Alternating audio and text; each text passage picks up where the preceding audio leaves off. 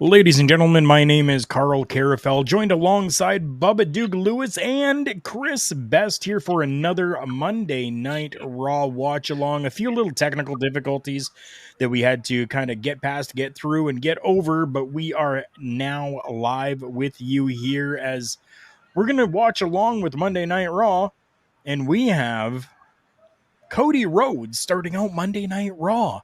Very unexpected from what we've been hearing. Yeah, but not a bad start considering where we are. We're in Chicago, Illinois for Raw tonight. Very very true. Is that right? Yep. Well, I mean, you got a hot crowd. Why not start off with the hottest superstar right now? That would be Roman Reigns, no? Oh, you mean the hot? Okay. Yeah. I mean, he does have all the titles. True.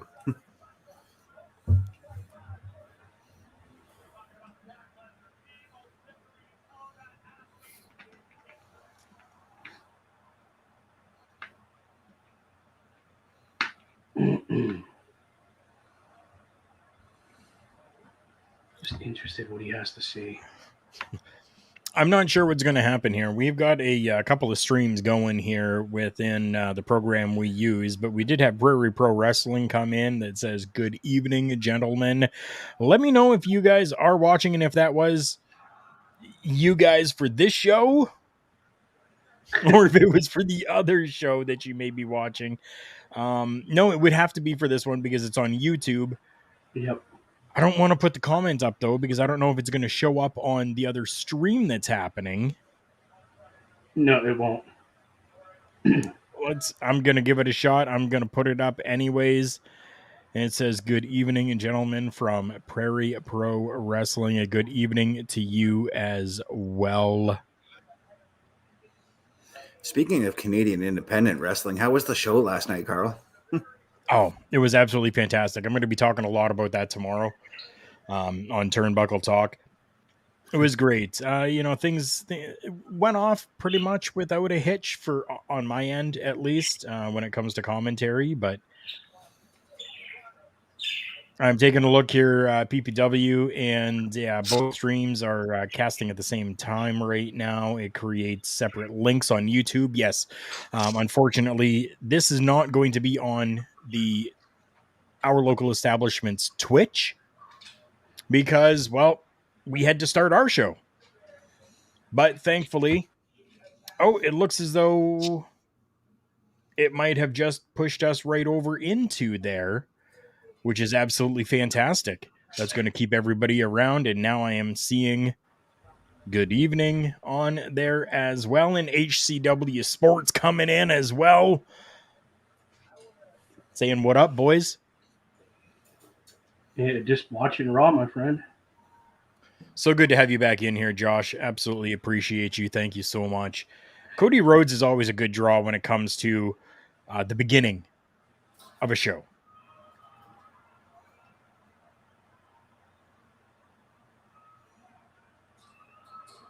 I'm probably just a little bit behind you guys, so you have to bear with me when something big happens, okay?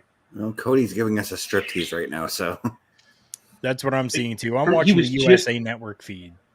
He was just unbuckling and then just took his tie off right now and threw it into the crowd. Okay. Let me know when he goes shirtless. He's working on it right now.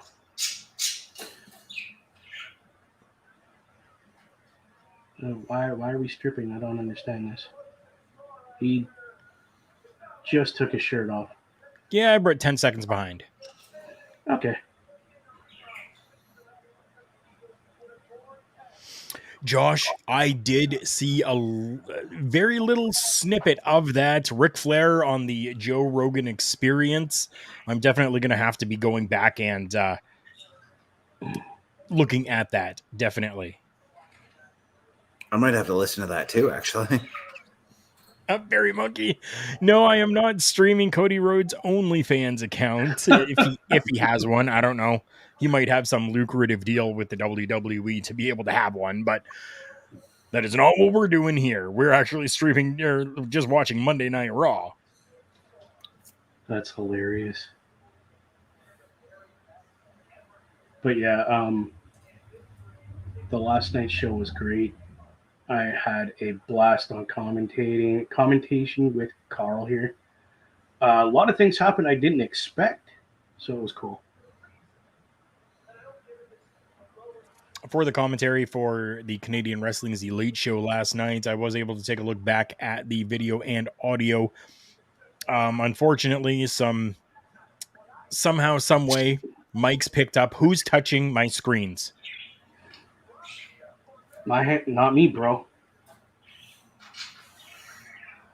It's your boy Parrish, probably right there. I'm trying to read Cody's lips to what he's saying, and I'm not getting half of it.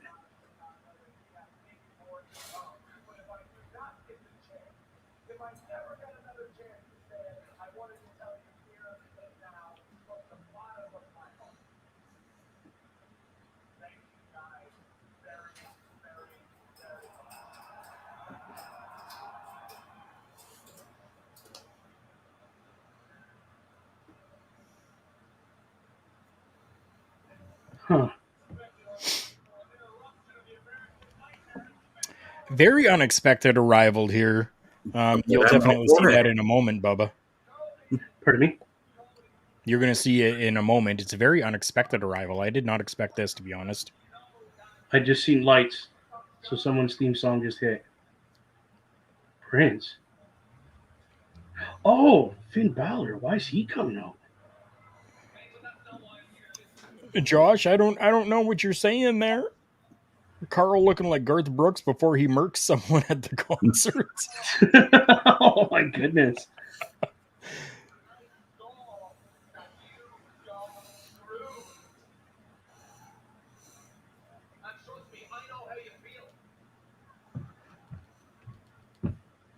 Is Finn Balor still out of action because of the staples in his head, or is that healed up good enough that he could fight now?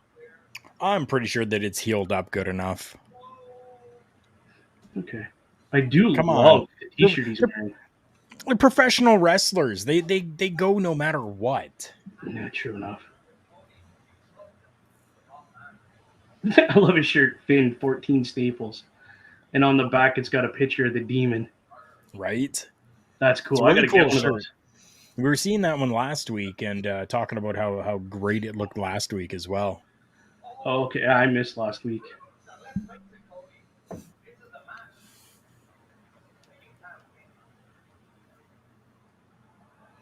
Now, if I remember correctly, these two gentlemen were at one point in the Bullet Club, correct? Oh, yeah. Like, were they together at the same time or separate times? Does anybody remember? Briefly together, I believe. Very briefly. Okay. So it was like one was leaving, one was coming in, and they just kind of... Yeah, I think Cody joined around the time Finn was heading to WWE. Yeah. Okay. So they have a little bit of knowledge of who each other are inside the ring together kind of thing. So this could be interesting.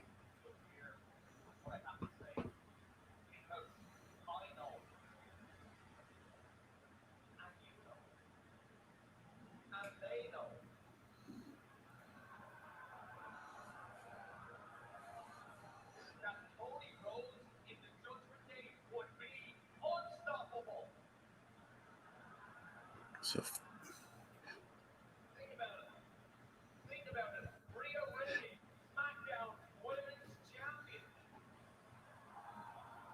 yes, she is.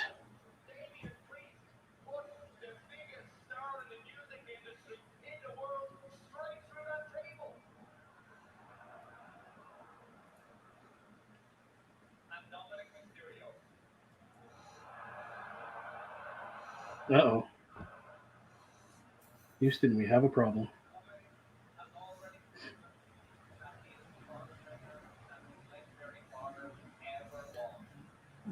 Have we? We've lost Karl. I think he had to use the facilities. The urination station. Yes. Or he's still hungry and had to grab something real quick. He literally just got off work and, like, dude literally went. I don't even think he chewed what little food and then he jumped. So And we have an early run-in from Parrish. Not early. Earlier than normal, yeah. How are you guys doing? Doing pretty how's it good. going, my friend? Not too bad. I was just on I am still living make sure it's on representing the a Raw's high. honor. No, There you go. you should like that. Yeah, no, I'm still a little like I have this buzz going from last night meeting Eric Rowan. I met him yesterday. Great guy. I wore my Brody Lee Forever t-shirt, and I got one of these when I went over to shake his hand and introduce myself because I was doing commentating with Karl. I'm like, okay, hey, my name's Bubba Duke. You know, nice to meet you. And he looked at my shirt. He goes, gives me that smile and the nod, and he walked away.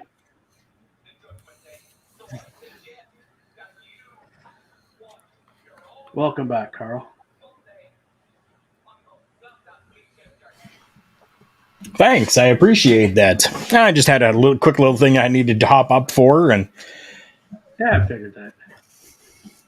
okay. So if this was not Parrish and this was not Bubba, it definitely wasn't me. I'm I changing didn't something touch back anything. to something. Hey, it's all good. I'm not worried I about think, I think it just happened when Karl, he is it logged possible in. that your thing only had 3 people, so if a 4th was to be added into the room, it just automatically switched over to something else? It probably did.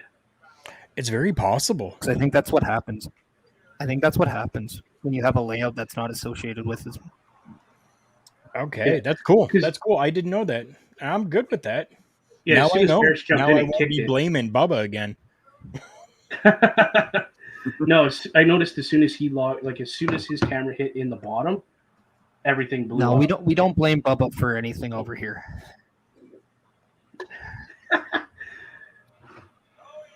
I mean, we could start calling him, Bubba Button Pusher, or is that still reserved for Bobby? Bobby. Yeah. Bobby. Bobby Button Pusher kind of has that good ring to it.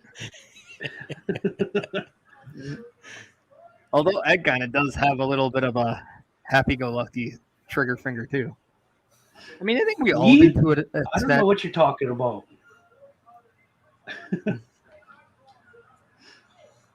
I've learned. When we're not talking to touch the t-shirts, I buttons. just feel like I got to rock out my new Papa Smokes t-shirt. Oh, dude, no way. Seriously, I got a the Papa last Smokes one, man. t-shirt? What? Yeah. He saved his last one for me when I went down there. Bro. Nice. That's awesome. I'm rocking the Oh, yeah. FTR t-shirt right now. We're getting Rey Mysterio taking on Damian Priest tonight, and apparently an announcement by Triple H that will rock the wink wink, the foundation of the WWE. Isn't the Well, have you guys heard the supposed to be soon? rumors? No, tell It's me. starting on Friday. Okay. So the big rumors is that there's a big name backstage at WWE Raw today. Yeah, right there, Triple H. He's of a Is straight he a edge Chicago society. native? Yeah. I was trying to go a little more then obscure with it. A Chicago native could be a lot of people, and then somebody else mentioned straight edge. It was he. I mean, that I'm should just not be thinking, He's named. in AEW. he's not a Coca-Cola guy, but it's definitely a Pepsi plunge. Nice.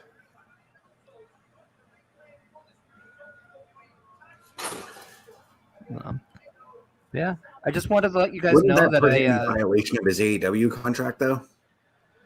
Probably not. I have no idea. Who knows how this tampering thing works in wrestling? Does he actually have a contract, though? Just gonna say, if he hasn't signed anything yet, because it's all talk and rumor, right? That's all it is right now. Is he's gonna do this and this and this for AEW, but I don't think he's signed on the dotted line yet.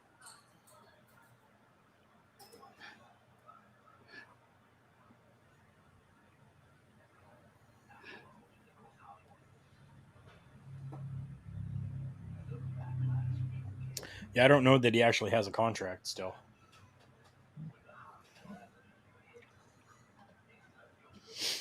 Josh coming in saying, first off, if it is CM Punk, he called that weeks ago and was laughed at. I probably did laugh because it's not something that I figured would have happened. I know the draft is happening. I just wanted to let you guys know that I represented Monday Night Raw very well in the mock draft. I had total faith in you. Are aware. I mean, we just saw one of the guys that I have on the roster in Cody Rhodes.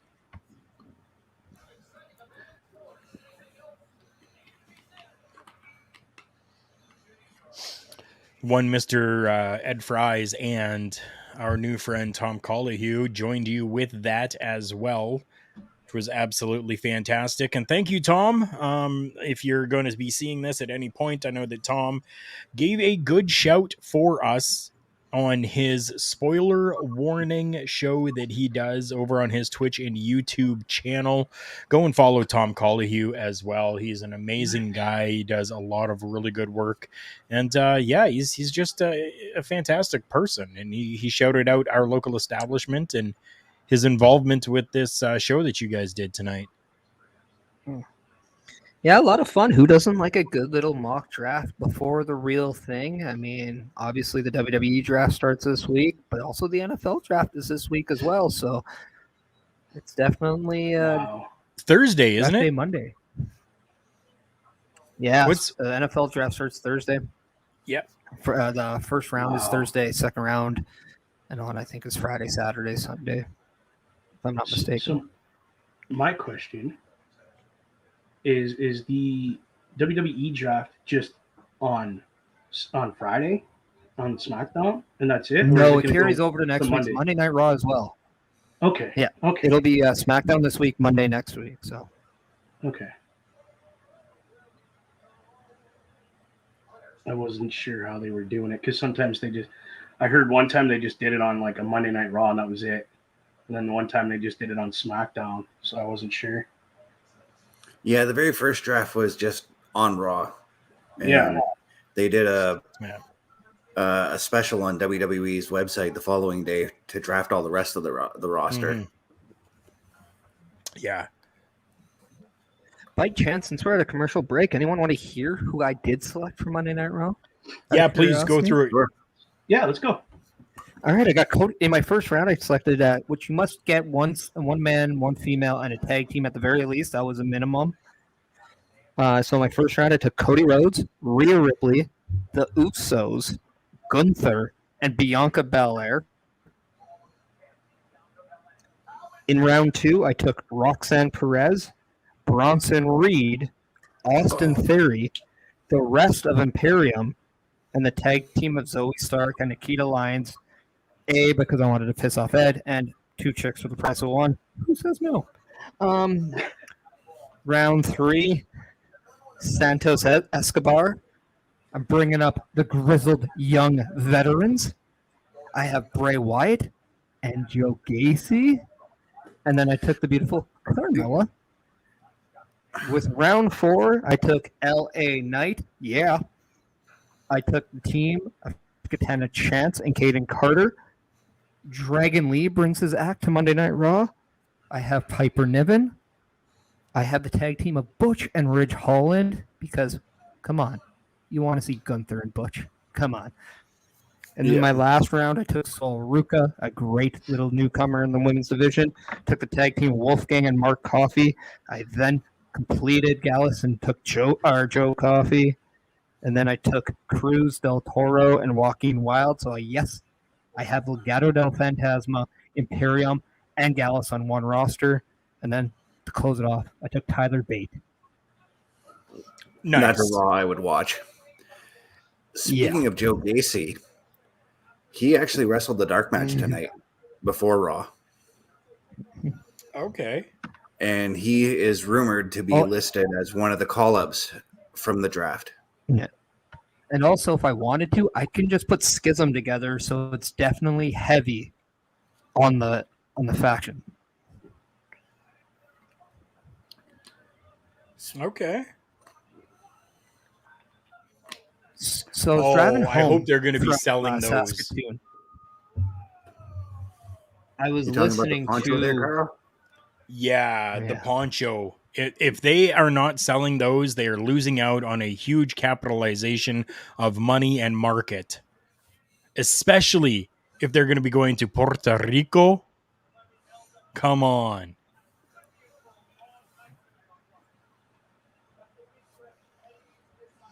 Brandon, thank you for popping in. Brandon says Eric Bischoff return as GM. I think that it would be really cool if we did maybe get back to a GM status. I mean, considering we already have, Adam Pearce kind of working that role anyways, why not have somebody like Eric Bischoff come in and do for the other brand? I think that would be a really cool idea. Just like this idea for the LWO versus the Bloodline is a fantastic matchup. I think that would be a really great idea, Brandon. Thank you for bringing that up. I kind of What wouldn't about mind seeing Broken that Regal? too, but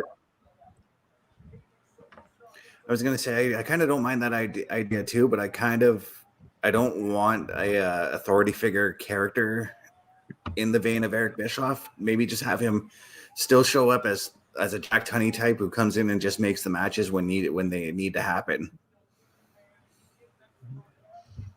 Okay. I think I'm still not over. I think I can still do without the authority figure character on TV. So understandable. Parrish? You can boo the picks, but tell me you're not watching that Raw. Which, by the way, we will be putting our rosters together. We will be putting our rosters together for a show involving the roster we pick. So, okay.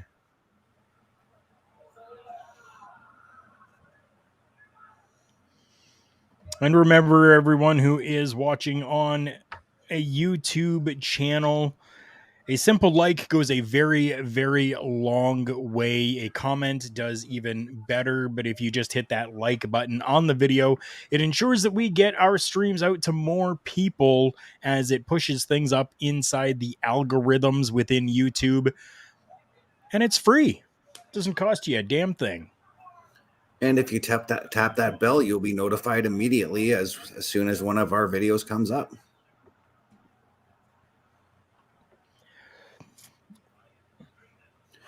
And I'm proof positive that seeing our stuff in the algorithms coming up in my recommended feed every day now. Every time I log on to YouTube, that's one of the first few things I see is something from OLE or Turnbuckle Studios. Nice. That's cool. Maybe okay, Brandon, this is a really good thing here. I absolutely love this. Really maybe we can each give one. He says, "Hey guys, give 4 things that will rock the foundation for the WWE in our opinion." I'm going to go around the table here with this, guys. Parrish, I'm going to start with you. Give me just one, and collectively it'll make 4. I would bring Monday Night Raw back to 2 hours. And what I would do, and I would use that 3rd hour that we're taking, and I would bring back a cruiserweight type show. Jack Michael, thank you so much for popping in, saying sup, guys. We're doing good here, watching some Monday Night Raw and talking with you guys. We appreciate you coming in. Sorry, Parrish, go on. No, like 205 Live, but who would not want to watch some Ricochet versus Rey Mysterio or versus a Dragon Lee or the Axioms or even like some of the other acts that they have? Some of those smaller guys deserve a platform to proceed just like everyone else. Exercise that. And I also think Evolution 2 should happen. That might be a little bit of kind of what my pick is there.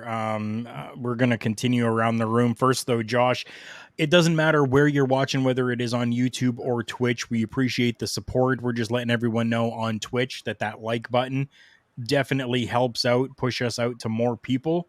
And that simple little act is much appreciated to get our voices and our faces out there to more people. So whichever you choose to use is perfectly fine. Ed, thank you so much for coming in as well. Appreciate you, my friend.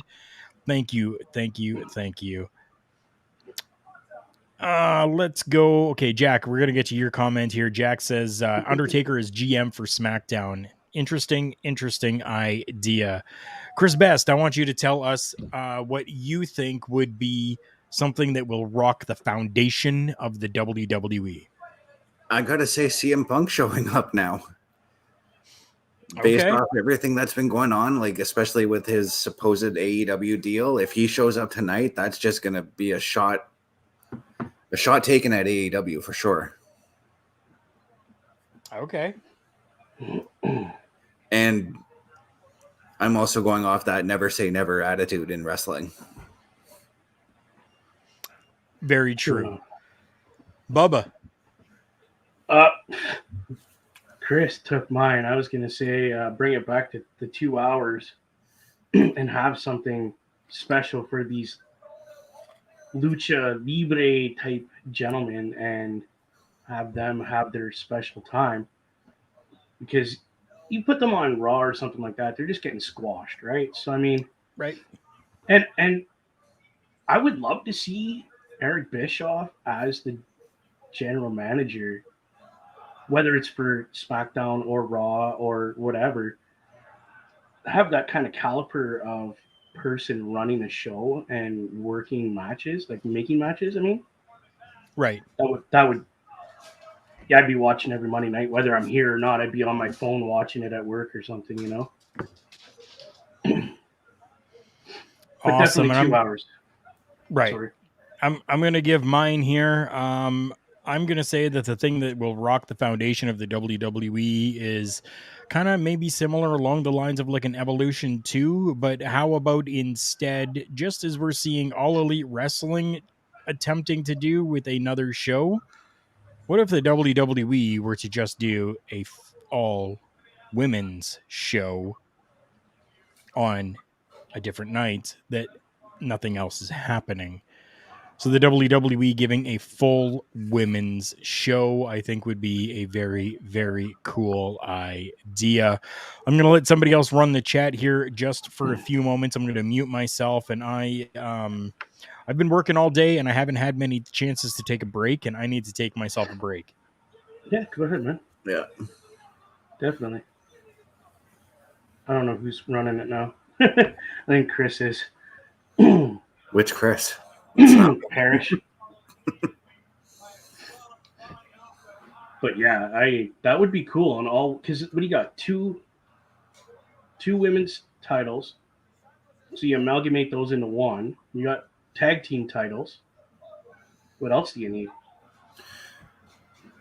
I've heard rumors of a women's intercontinental title too. Oh, that would be cool.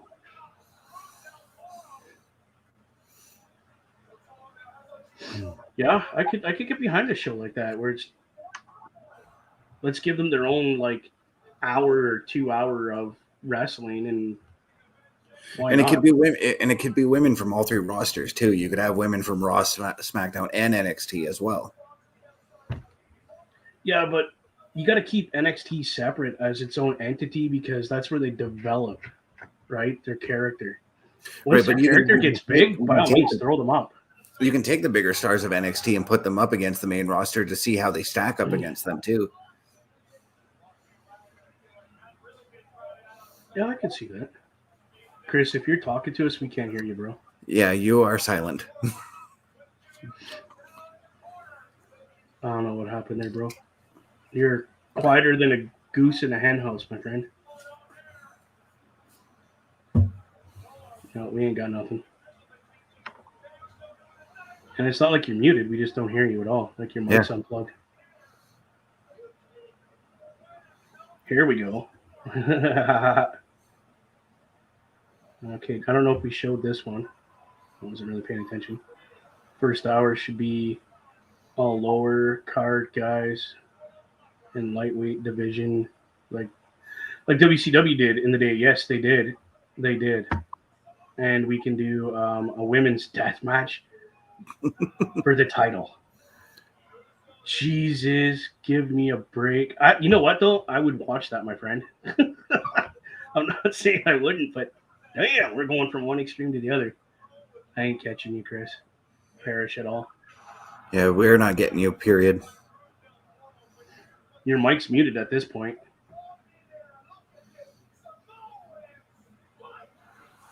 It's like Karl left and he just went, no, Chris Parrish doesn't get to talk. Boop. Yeah. And push that magic button on him. You see, the Bloodline just won their match. Now they got, looks like they got the stick in their hands. So It's a pretty competitive match, too.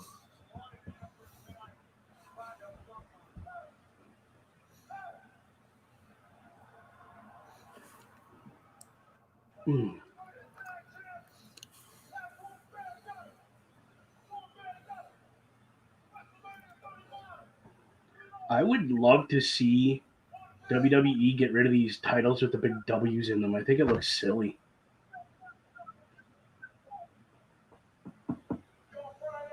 Like, bring back the big gold or the winged eagle or something better than those stupid And W's. see, that's the thing too. WWE put out a tweet this afternoon asking fans which heavyweight title design was their favorite.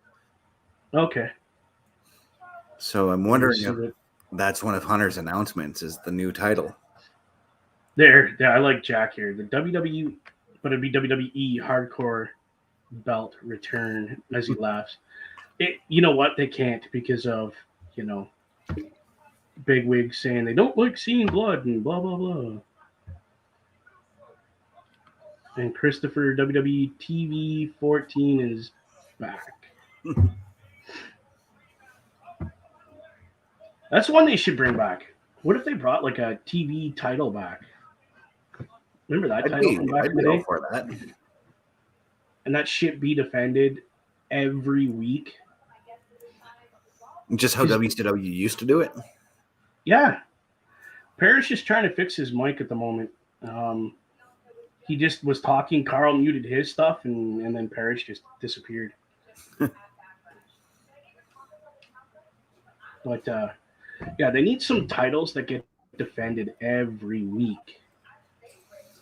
Still can't hear you, Parrish. Nope. I don't get that.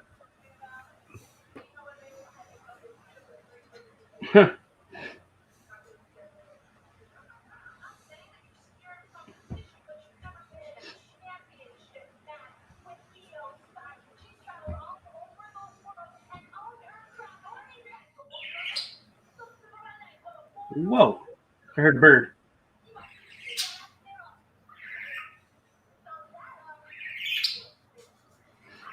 Yeah, the hardcore title being defended like the 24-hour title, that's stupid.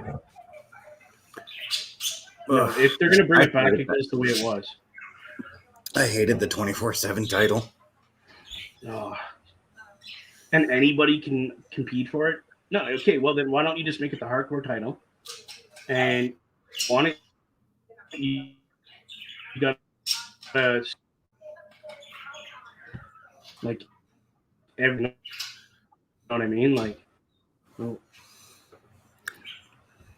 tell me my stuff's gonna start going crazy now.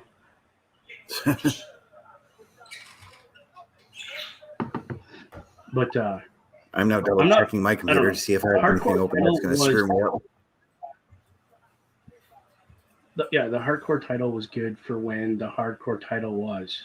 You know what I mean? Yeah. Like when there was the that belt came up and in the right time. It did. It 100% did.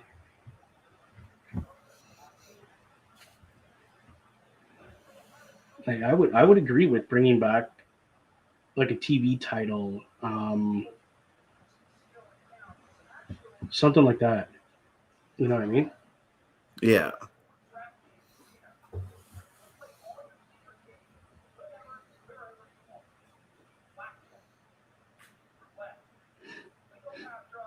Yeah, but the every minute thing got out of hand with that 24-hour, 7 days a week title thing. Like it just got out of hand.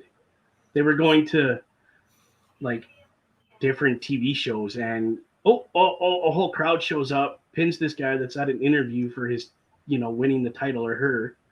And then, they lost it within 2 minutes. and then somebody else got it within 2 minutes. It's like, no, it's kind of old. I like titles that are defended on TV, live, not some other programs. It's got to be on WWE stuff. Like I still say, when they were doing the 24/7 thing with the hardcore title, Crash Holly's the only one who did that right.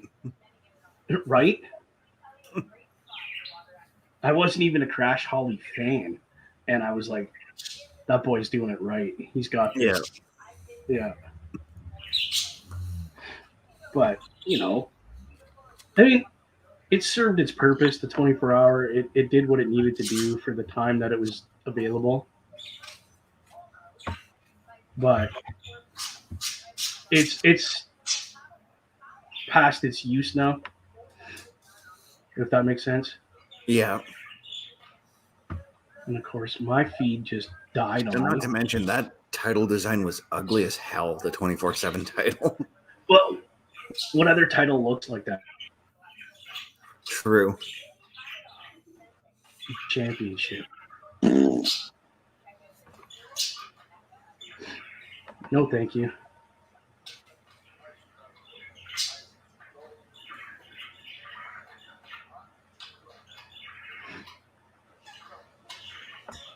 Oh, I just want my feed to work. Come on. I tried this last week on my phone so I could watch. Yeah. Couldn't get a feed to work for the life of me. I'm using Sportsnet now on my PS4, so. I don't even have the same issue on my computer. I'm using it through my wrestling or whatever it is. I'll have to hack into my mom's Shaw cable and get the app on my phone or on the TV or something. And then I could just watch it on Sports 360.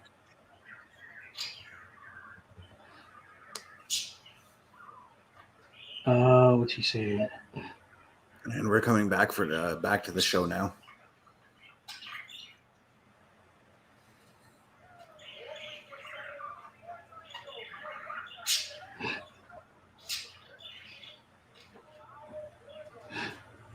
Yeah, I don't know if the 24/7 or the hardcore title would be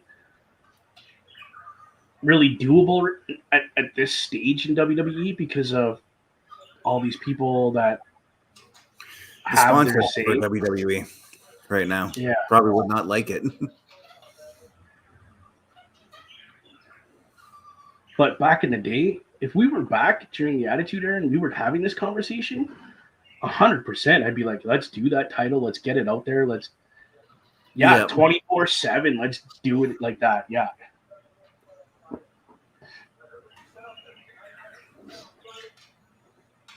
Sami Zayn is still trying to get in the head of the Uso, eh? Of Jey Uso. Whatever. He's still trying to splinter the Usos apart, or the bloodline, I should say. Yeah. I mean, the only way that Roman Reigns loses those titles is if you get in the head and divide the bloodline.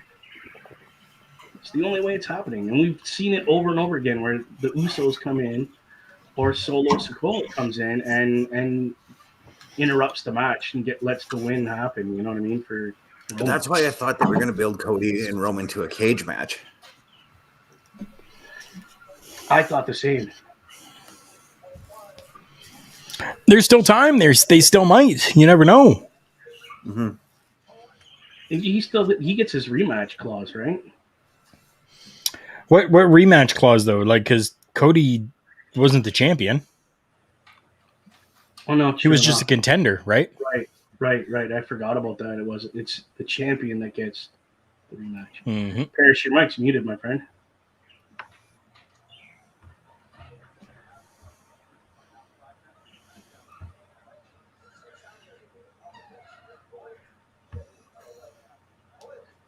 Yeah, Karl, as soon as you left, Parrish had trouble. Oh, geez. Dude, you left. You like literally hit your mute, and he went flatline. Wow. That is.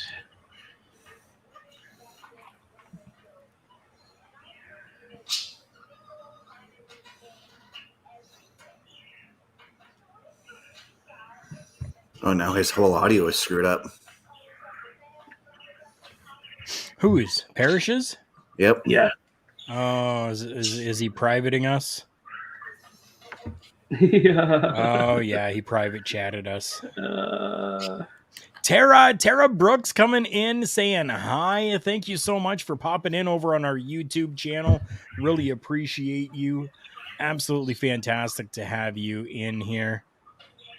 I think that's. Can her you say boy. Bryce? I went back and rewatched that Hi, Trish Bryce. promo from last week, and it was fire. I just got to say. So I want to make sure this comment up here right now. Are we calling you Bryce, or are we just saying the name Bryce right now? Or is that her son? Can you guys hear me? I hear you now, buddy. We hear you now. We got you back, Parrish. And we lost you. I honestly think that the issue is an insert in my computer. An insert in your computer? Like a connection issue. Yeah, you know when you put like the USB cord in the computer to connect to it? I Yeah. think there's an issue with that selection in there. Okay, gotcha. I get it. Because right now I'm holding it. It's like I'm And see, we lost you again. Yeah.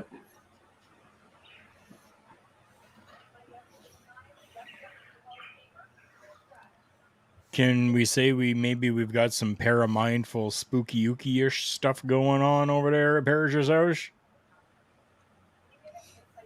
What is your favorite counter? You guys can hear me right now, right? Yep. Oh.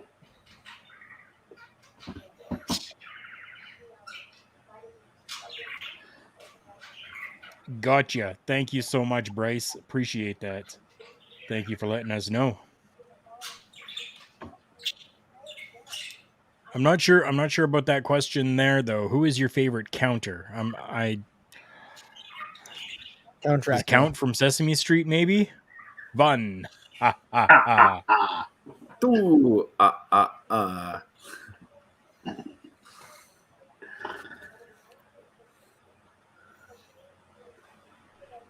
gotta say, I am loving this heel Trish. So far, it's much better than her 2004 heel run. I agree. 100% I agree.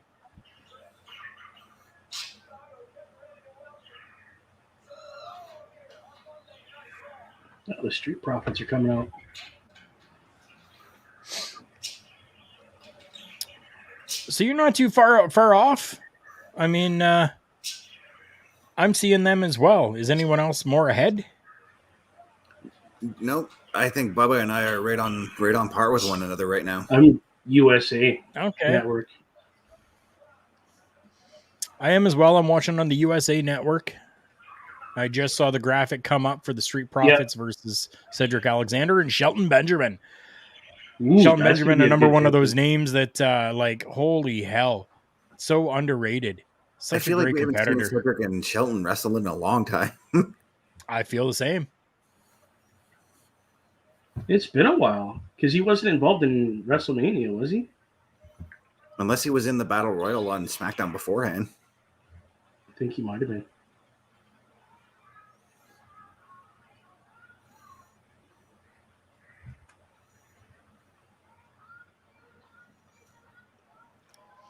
Danny Aaron, thank you so much for coming in and leaving your comment here. We really appreciate that. It says, imagine announcement.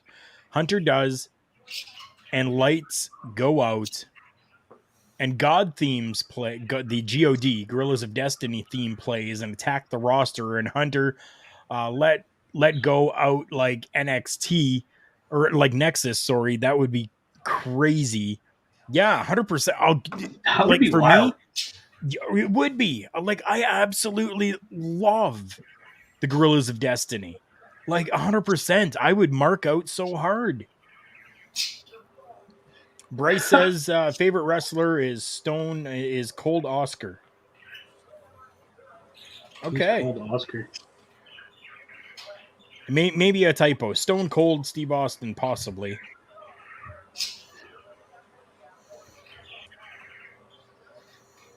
Unless he's talking about Oscar from Men on a Mission. Maybe. He was pretty cool too. Can you guys hear me right now? Yep. Yep. Okay. Don't touch nothing. No, That I big had old to 10-4, redo buddy? something, so I just put in my earphones jacks and I completely took away my microphone. Oh, okay. So just to make sure you guys can't hear anything weird on my screen at all, everything's normal for you guys. No. Sounds good. Looks good. I'm good. That's All I debatable, hear is but thank you. birds. Yeah, that's my bird. I'll be right back. He's getting a little too rambunctious. You know, bird is the word, right? I thought I Oh was yeah, he tells me every day.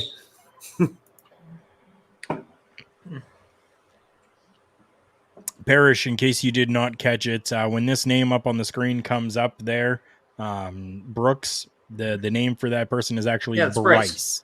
Okay, perfect. No, I heard everything you guys were saying. It was just a matter of I'd had myself muted just because I was trying to work that, and I apologize to everyone for that because I know from a display picture it's like, what the hell is wrong with that guy? So my apologies to everyone. Yeah, it's all good, man. Technical difficulties happen when you don't want them to. Hey, man, my computer is like the Vince McMahon. It's just so old that I probably have to change the game of how I look at things. Whoa. Bryce, we love the WWE as well, but we are more lovers of professional wrestling. There are companies that we like. There are companies that we maybe not like so much.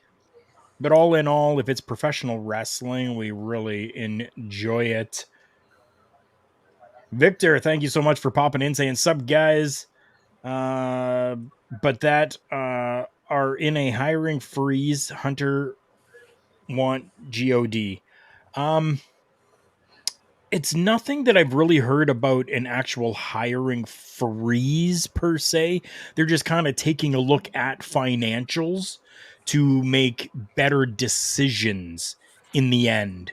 So maybe, bringing in a team like the Gorillas of Destiny who could really go toe to toe with anyone on the roster and even be shot right up to the top of the ladder, going up against guys like Sami Zayn and Kevin Owens and the Usos.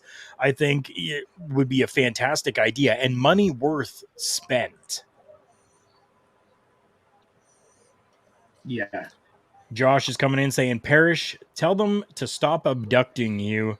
We can't lose you anymore. Bubba has been trying to convince us the hardcore title was the best and needs to come back. What a weirdo. LOL.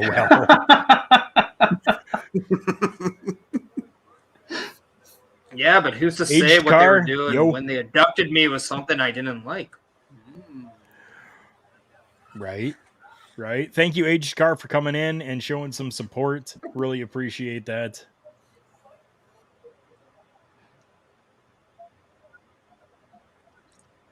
This is what we do here on a Monday night. We watch Monday Night Raw, and if you're not watching it, tune it to the channel that you have available to watch it as well and talk along with us. That's what we do. We just love shooting the breeze, talking about Monday Night Raw, talking about professional wrestling, talking about really anything on this show. Tonight. Yeah. You didn't hear that at the beginning of the show. That was what that whole interaction between the two of them in the ring was. I just caught that graphic. That's why I was like, That's a pay-per-view main event and a half on Raw. Right? So now are we going to see Triple H at the top of the next hour or the top of the last hour? What do you say? I think he's going to close out the show. What do you think? I think that's where it's going to be. Yeah, it's really making it sound like his major announcement is major. I do want to say that whoever was saying something about the WWE title and the design, that could possibly be it. However, I would not be surprised because I believe that May 6th, the pay-per-view there in Puerto Rico, is the 1000th day of Roman Reigns. Yes. I wouldn't be shocked if the major announcement is the unveiling of the new title and the presentation will be at SmackDown. That is my guess. Okay. Understandable. Drew Allen, thank you so much for popping in. Appreciate you, my friend. Says, Sup Turnbuckle Studios. Hulk Hogan was GM for Raw. Yes. Let's get the WWE version of Immortal. You know what? Like, I think I would be okay with something like that as well. Like Impact or TNA back then really did like a really cool faction. Kind of the older guys that could still work coming in. I think that would be a really cool thing to do. Corporate Joe coming in. As long as Hogan does not get put in the ring. Right. I don't want to see Hogan in the ring either. Sub Joe, good to see you, brother. Thank you for popping in. Make sure that if you are on our YouTube channels, you are leaving a like on this live. It definitely does help bring us to more people as well. Bryce Triple saying, H's announcement's next. okay, next. So top of the next hour.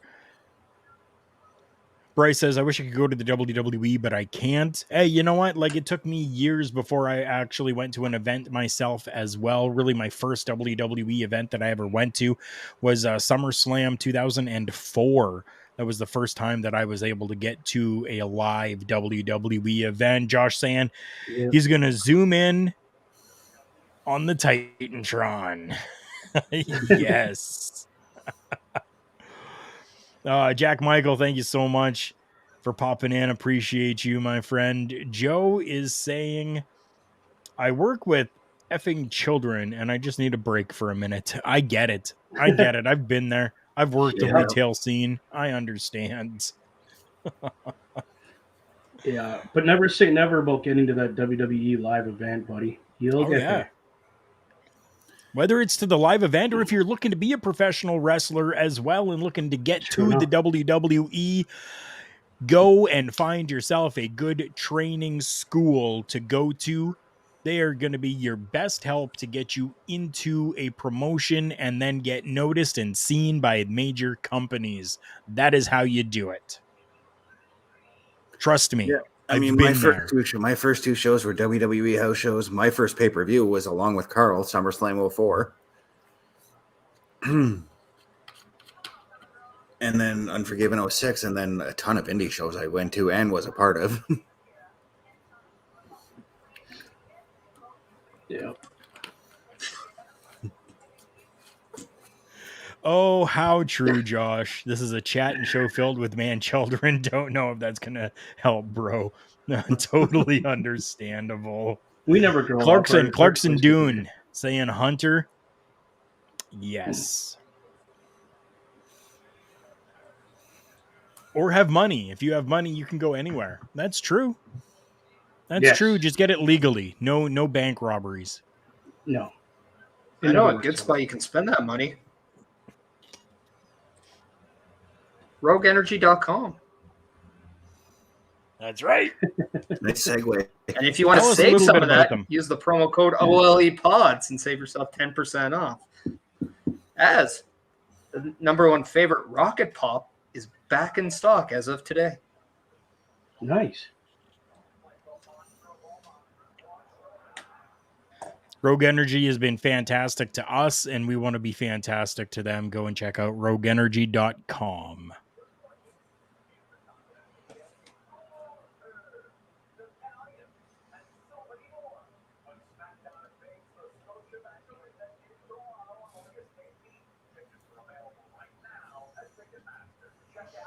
I'm going to put this comment up and I will read it out as well for us here. Joe saying, I just wanted to take this opportunity to apologize to everyone involved with our local establishment.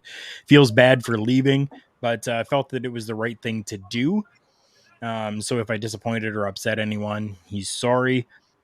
Definitely did not upset or disappoint me. I could speak for myself in this situation. I totally understand people need to do what they need to do for themselves, and whether that means taking a mental health break and taking a step back, that is what you have to do. So do it. 100% agree with that statement, Carl. Mm-hmm. Yeah, sometimes the best way of finding you is by taking a break from everything else. Why are the things not We working can't- for me here? There we go. Finally. We've got Hunter making his way out here, guys. Oh, yeah. We've all been there, Josh Carl. says, Don't make your worry, money we'll your get through way. this. They have pills. Yeah. They have pills for this stuff now. That's right. That's right. They do. Yeah.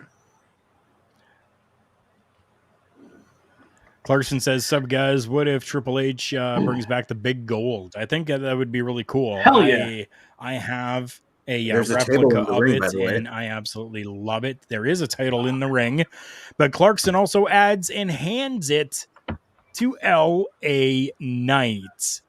That would be a swerve and a half for sure." Jack Michael says, "Oh my God, I'm panic." Don't panic. Everything's going to be good. I trust the capable hands of Triple H. I would trust that man with my life inside the ring and even outside of the ring. I think we're in good hands here right now. Listen to that I might crowd, have though, to for come in Triple because H. Of course, my feed dies again.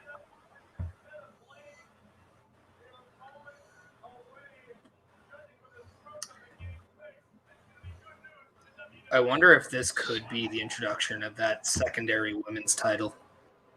And it's a swerve.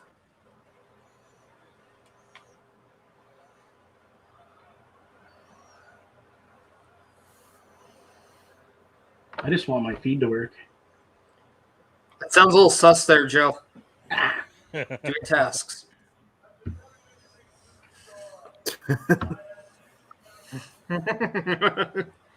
Just remember, red is always sus. Jack, I Oh, wait, agree with man. this. Jack is saying I like how they keep it a secret.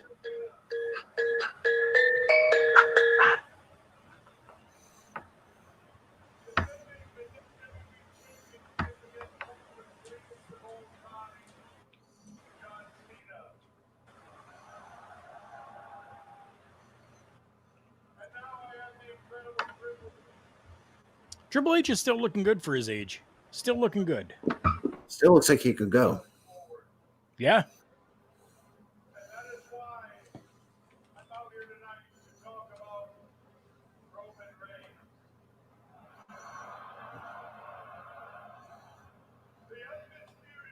Okay, he's out to talk about Roman.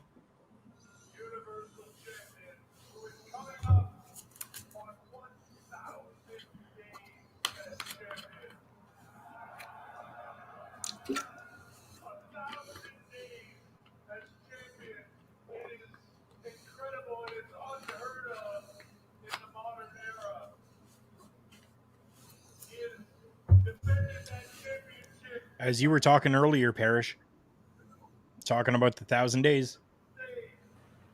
Mm-hmm.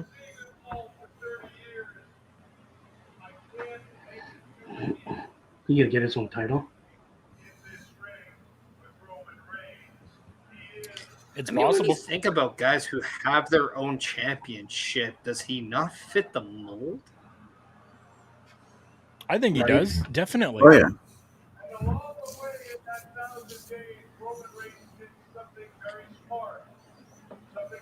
I don't know whose TV is up, but I can hear it before mine.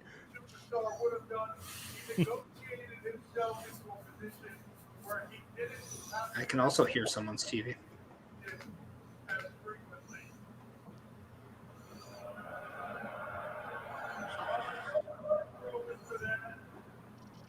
All right, Joe, have a good night. Be safe Yep. at work. Love you, brother. Dude, I just seen We all balls. know in one of the crowd. best and most important things in wrestling is timing.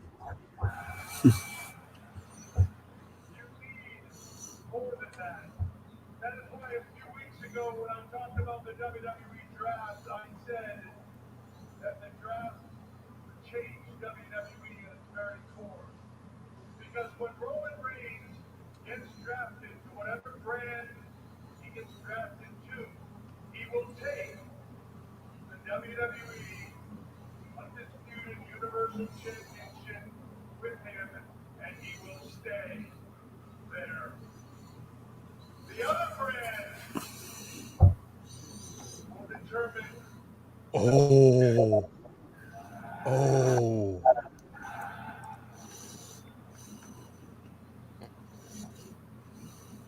I don't know what he's saying now. May 27th, night of champions. We will crown a new Night of Champions. We're going to crown a new world heavyweight champion. Oh my God. Oh, Oh my God. That looks gorgeous. That's the big gold with the big W in it. That's similar. Like, you know what I'm saying? Like, yeah. Wow. So when Roman gets drafted, he is going to be on that show. That's it. The other show is going to have a new champion.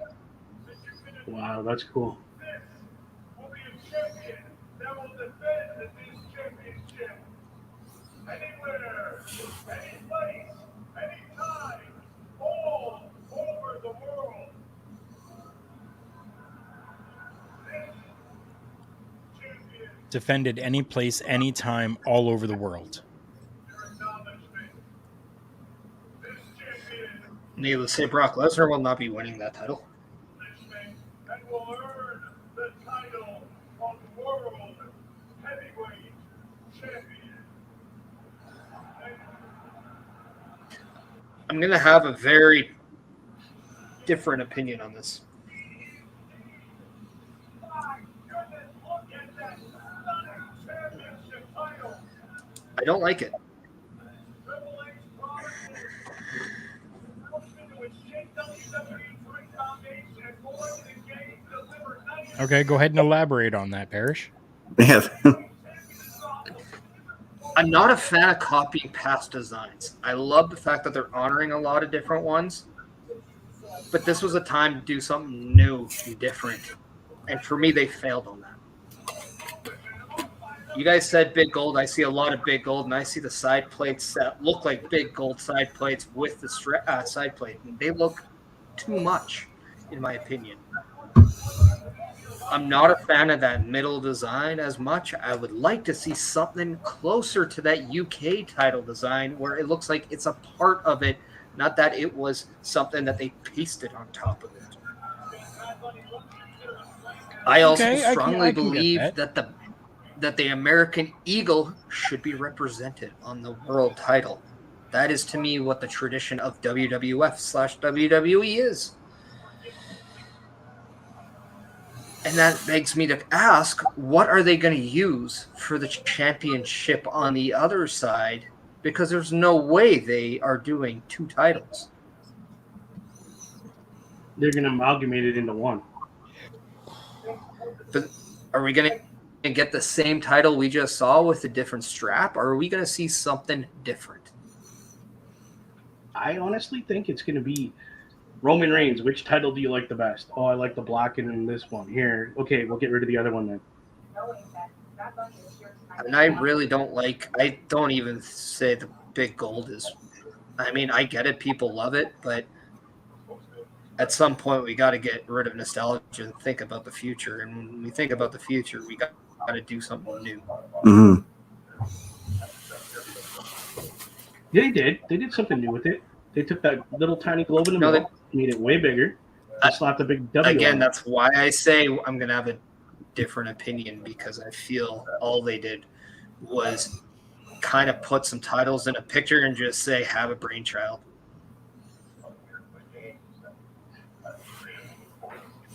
I get what you're saying. I like the old school look.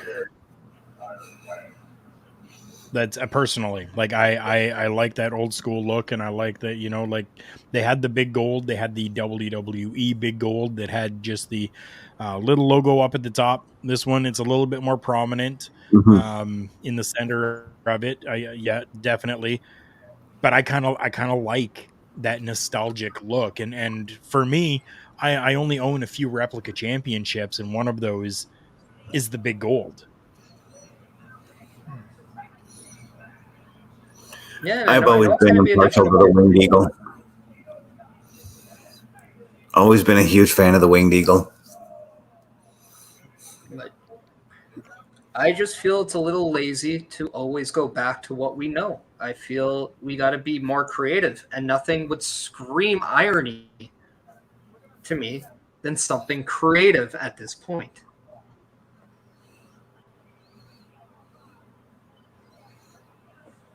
Now, the question on my mind is who becomes the first one to hold that title?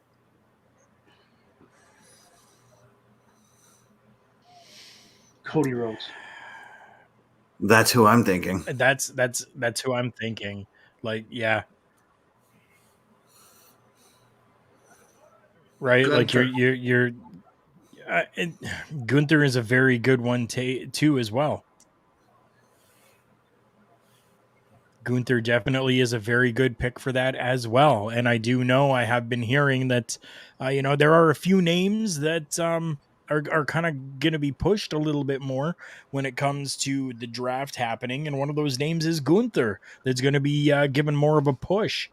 Gunther is very well liked by everyone in the back with management.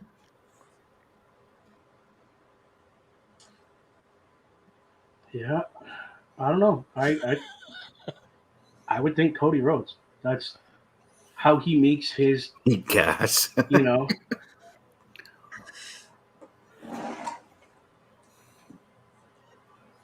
There's a throwback name from the past, Parish Pete Gas. I like Jake's I'm more of I a Hear Voices. Well, I can't Randy Orton. he might Could not be. be he might not be back in time, pun intended. Yeah. And maybe Edge. I mean, that's a good one too, Jack. I mean, Edge could very well be a name for that as well. One last title run before he's fully done. I mean, if you put it on Edge, I that love that gives the belt some credibility. Yeah, but okay, and this is a question I'm going to pose everyone. Do you give it to somebody to make the title, or are you putting that championship on someone to help elevate that man to become a champion? Because we both know, Carl, you and I, we know that it shouldn't be the title that makes the man, or it shouldn't be the man that makes, like, Yeah. you got to give it to someone who's going to elevate this thing. That very first person is so crucial and important. And I don't think you give it to a nostalgic name, because I think you need to give it to somebody of the future. And this is where I'm very curious on what they're going to do. That's why maybe I'm thinking we could even see Braun Breaker making a gigantic impact if he's called up on the main roster. But again, with that though, is that going to like See, I never make and even thought of solidify Braun Breaker. Braun? Is that going to solidify Braun Breaker as being that top guy? Is that what we want, or do we want that this person takes this championship and elevates it? Not that the championship is elevating the person. Personally, I want the person to elevate the championship. I honestly believe that in order to have both or to do the right thing, you just have to have proper creative storytelling and writing to help elevate that. This championship needs to be one of your most important things you see on this TV. In these segments, it has to be treated with such high regard that everybody wants it. Everybody is fighting for it. It is perceived to be the most important thing. LA Knight deserves to have a mid-card championship first. This is a Right. problem I find we do a lot lately, is we decide we like this person straight to the top. But what happens after? They go straight back down because it wasn't a progressive natural climb. I mean, Jack Swagger is That a is perfect why it took, example of that. well, and that is why it took Daniel Bryan so much longer to come down after he lost that championship, because everybody was with him on the rise up. If it was just a shot in the pan, they're going to get off that train just as fast as they got on it. True. Jack is suggesting maybe Ilya Dragunov be in that tournament for that championship. Could we see, like, because I mean, not a lot of people know the name Ilya Dragunov. Could that be, in like the situation you're talking about, Parrish, be used to do both, elevate the championship and elevate the person at the exact same time? The problem with Ilya Dragunov, and this is a thing that needs to be apparent in North American, especially American television, he needs to work on his mic skills, man. Those mic skills are going to help carry a lot. And I have a feeling that they're going to give it to someone who's very charismatic, as somebody who's very good in the ring. A person that I don't think we're talking enough about that probably should be Seth freaking Rollins. Yeah. Okay. I can get behind Seth Rollins with that as well. Seth has done well for every championship that he has held before, and it has done him well as at the same time, right? So I think that one definitely could as well. Okay. Triple H's first title that he created in WWE was the NXT title. Who was the first man that won that title?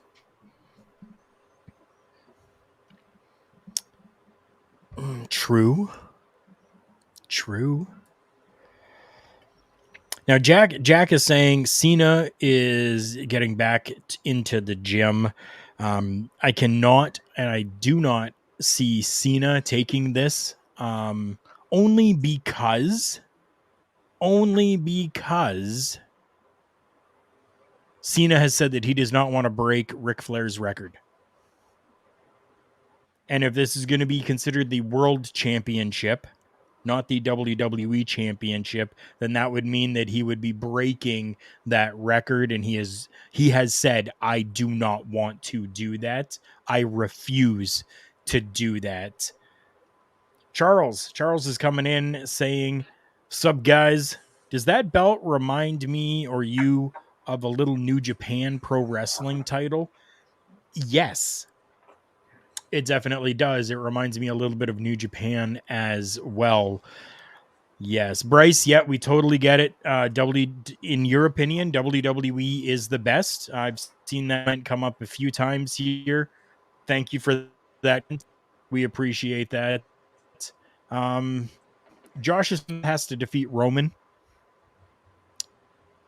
and I think that could be a very good possibility as well.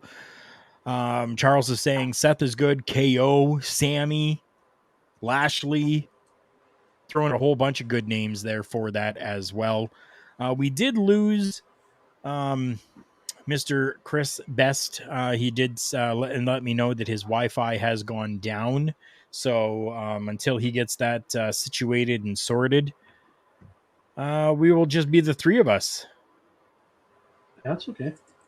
Because we're the three best friends that anyone can have. Yeah. Oh, I was just told to do something. Know your role. So I'm doing it, and I'm watching Liv. Oh, jeez.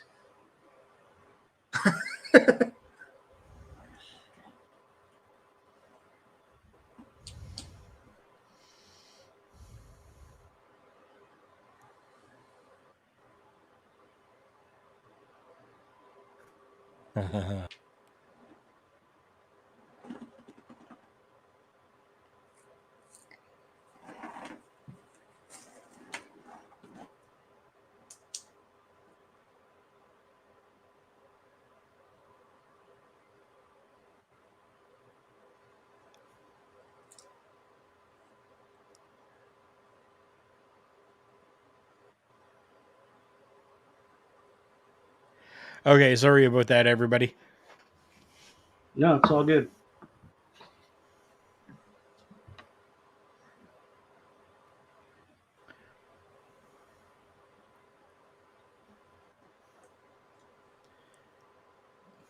Bryce, thank you so much for coming in. I really do appreciate you. We're here every Monday. If you want to come back and stop on by, it's all good.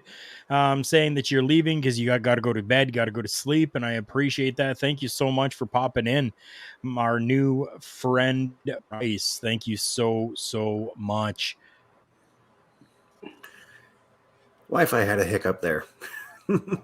It's all good. It's all good. Charles saying okay, Goldberg my in audio contact had with the WWE. He wants his WCW belt. Right. I still can't connect to my Sportsnet now, so I'm trying to get back in here. Josh throwing in some lyrics there. We can make it if we try, just the three of us. Just the three of us.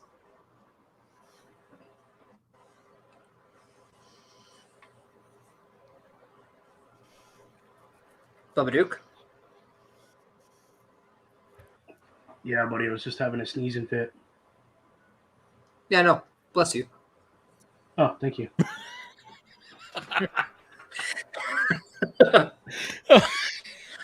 Sitting here going, what the hell's wrong? What's going on? Also, I'm going to point something out. On my roster, I don't have one Trent Seven, but I do have the man we know as Pete Dunne, Butch, Ridge Holland, and Tyler Bate. What would your guys' thoughts if they would recreate the British Strong style as the three of them? Would you guys I'd be like all that? for it because I'm just a huge fan of Trent Seven. Because I think I just added a fourth faction if I did that. Right? I like it. Did I just see Bailey fall into the ring over the top rope? I believe you did. Quite possibly. This whole faction wars that's happening within the WWE right now. Thank you. Thank you. Yeah. I am absolutely blown away at what the WWE has been able to do with factions.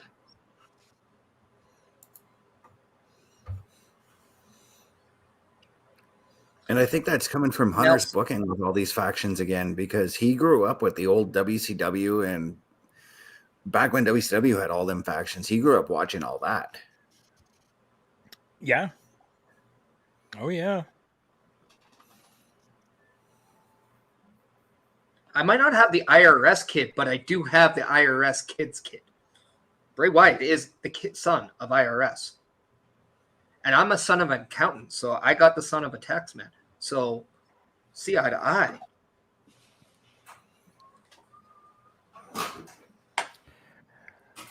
So I know back a little while ago when Bray Wyatt was making his return to the WWE with all these vignettes and all these promos that were happening. Tickety don't like One name that was thrown out there quite a bit was his brother, which nothing ever came to fruition with that in one Mr. Bo Dallas. Do you think that we're still going to see a continuation of everything that was happening?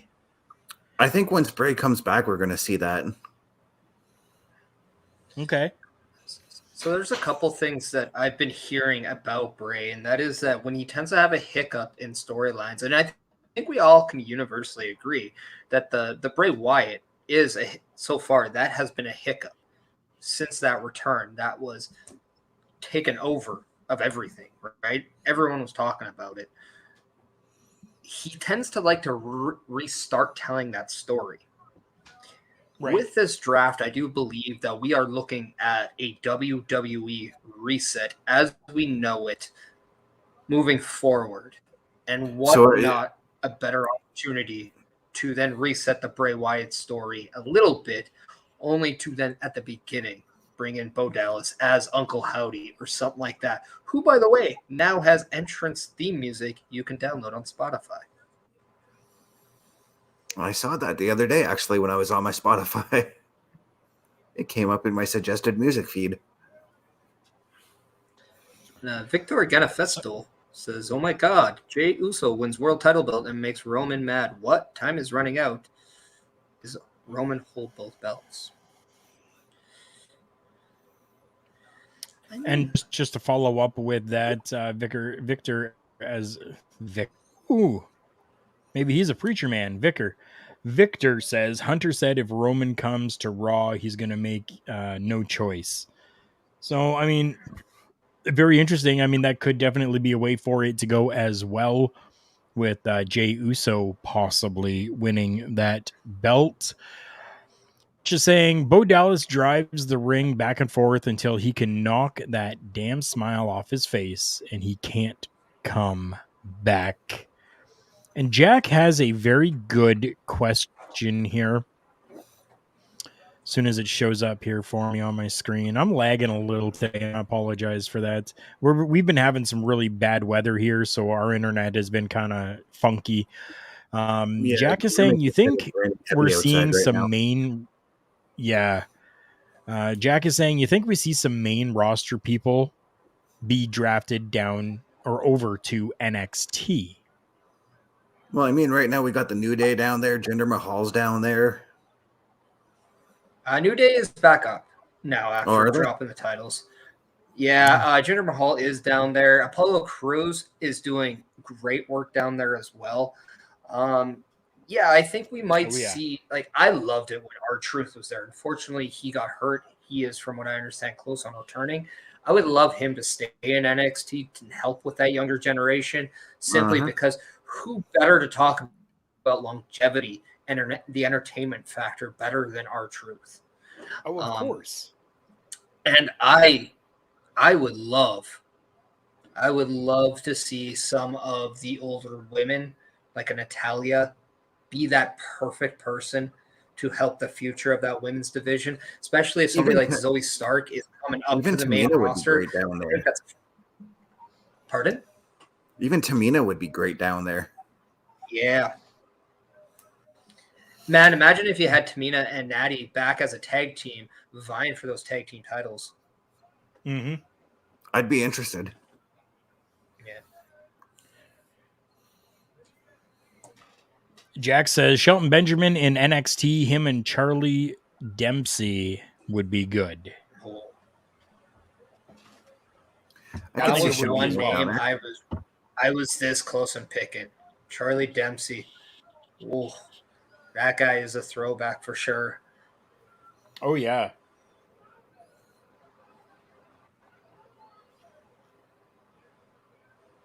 Oh, yes, Liv finally got that tag. I know we haven't been talking much about this matchup here, but this has actually been a really good matchup that I've been enjoying while talking with all of you as well. Yeah, my wife and Hiccup made me a little bit lost on what's going on right now. So, just a 6-woman tag team matchup. I mean, Liv Morgan getting a great look in this match as she is scheduled, as rumors are putting out. We'll just say that aspect because obviously we can't tell the future. But Liv Morgan is expected to be heavily featured, as there is a potential chance that we're going to see the new group of, say, a modern day, not a 4 horsewoman, but a new pillar of the women's division with Rhea Ripley, Bianca Belair, Liv Morgan, and Raquel Rodriguez, as they are currently all of the female champions on the main roster. Right. It'd be very interesting to see post-draft how they go forward, not with just all the members of Damage Control, but with the tag team of Raquel and Liv as well, because I think how can you not have Rhea and Bianca on a same brand right now? You know that's going to be the feud that drives you for the next little while. That needs to be a main event at WrestleMania. Travis, thank you so much for coming in. Travis Chris says, "Sub guys, well, what if Joe Gacy gets the call up and Pretty Deadly, but in a faction with Seth freaking Rollins?" that'd be a different take on what we have been seeing and hearing to happen, where we've seen the name Joe Gacy kind of been synonymous with Bray Wyatt over the last little while. I mean, that is.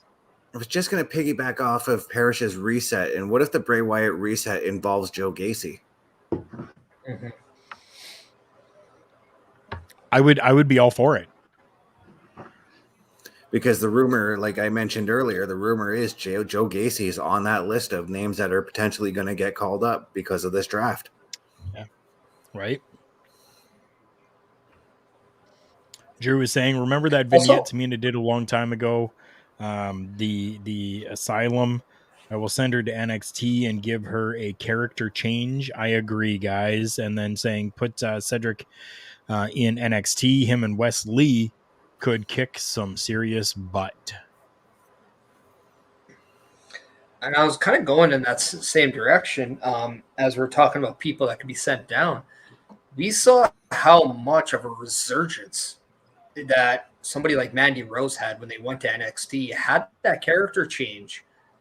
I'm going to throw out another name that I think a move back to NXT, getting a fresh slate, might actually do her more good than staying in the main roster and being lost in the shuffle. But Dana Brooke could be a very good fit back in NXT. Mm-hmm. Mm-hmm. Nice.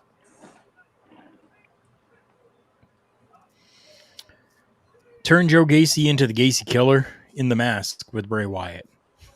Yeah, well.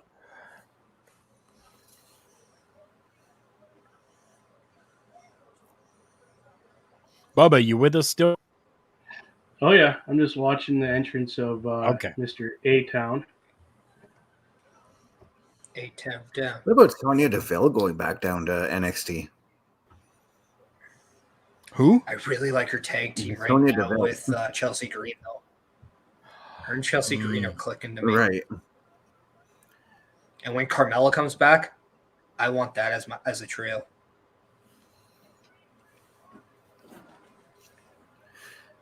Jack says, let Dana Brooke make a new toxic version with Jacy Jane. Speaking of her and Wesley, they actually did. Speaking of her, Wesley, her, Gigi Dolan, there was a bunch of NXT stars. They all did episodes for the Reaction on YouTube, and they've been very entertaining so far. Yeah.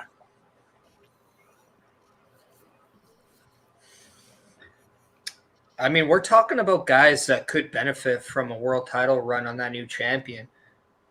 Man, Austin Theory could be a great fit for that as well. Yep. If you want to heal, there's how you can get the title over by putting the belt.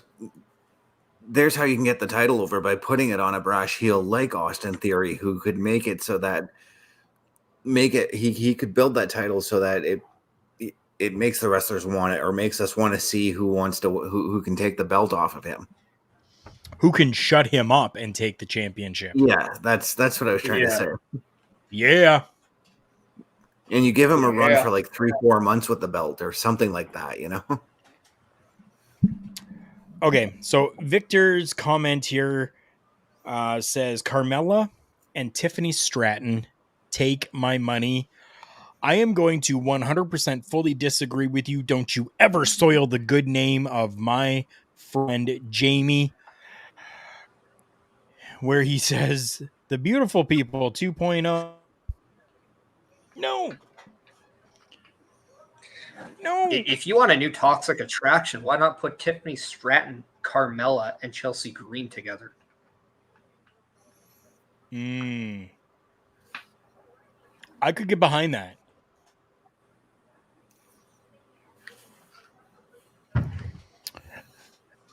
Clarkson, you know what? Like, no, that's a really good comparison, to be honest with you.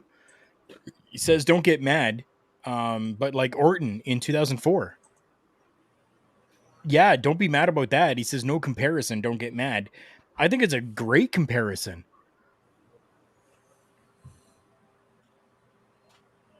I don't know, Chris Chris Best, you were there with me in 2004 when Orton became the youngest champion, right? We were there at SummerSlam. I marked out right? hard when he won. And now, like, take that Orton from back then and what happened with that championship and how, how well he did with that, and compare that to Austin Theory right now. Like, it's a good comparison. Wow, that would be incredible. Imagine that's who he beats for the title. And the first feud we have is Randy Orton versus Austin Theory. Oh, right? That would be epic, bro. That would be pretty good. I get what you're saying, Clarkson. I get it.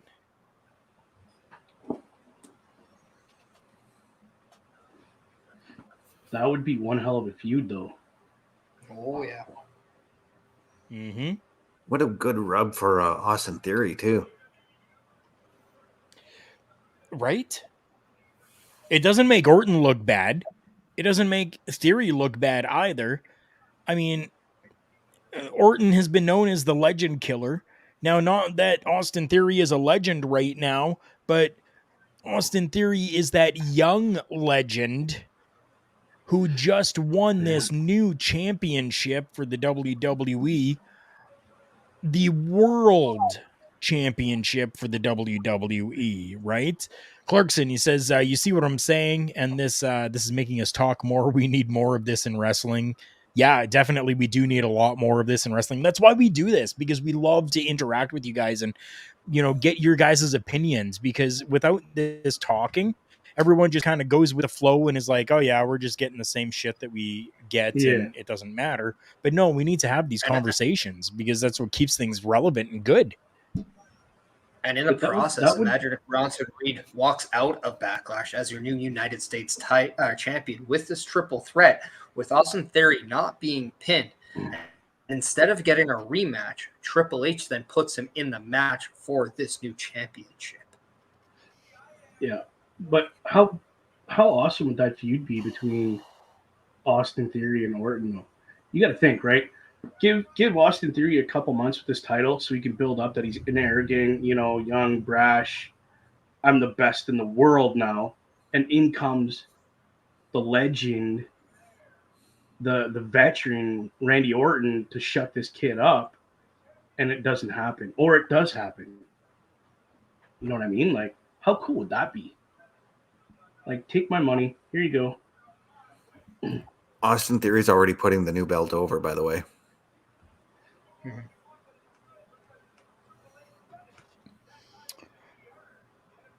Is that what he's doing right now? Yep. So Victor Taylor Perry. He's been saying that title should be mine. Yeah, I already saw it, Carl. Yeah. It's funny, isn't it? It's funny. I'm gonna pull the picture up and I'm gonna show everybody Victor Taylor Perry from that wrestling club. It says, I don't know who made this, but y'all need to stop.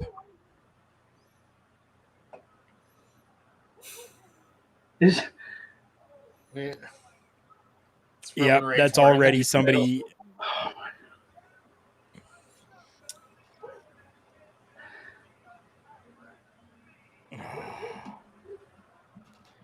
And listen to the heat Austin Theory is getting right now.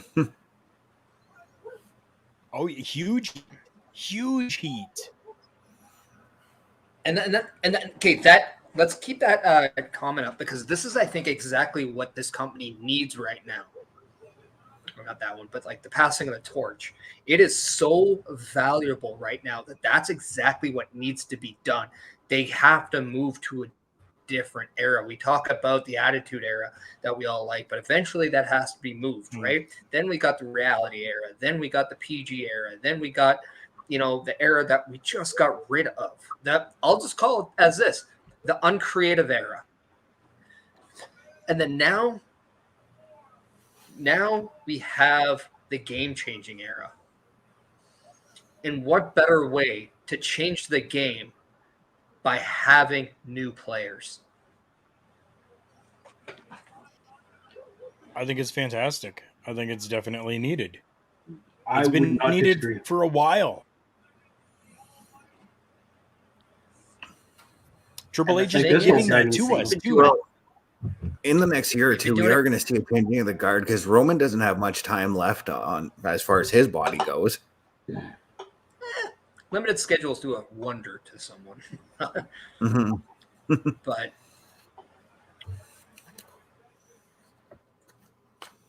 And I'm it sure does. as we're And seeing that's what Lashley come out, I'm sure his body's beaten up right now, and he probably doesn't have much left either. this comment was what I was just about to say.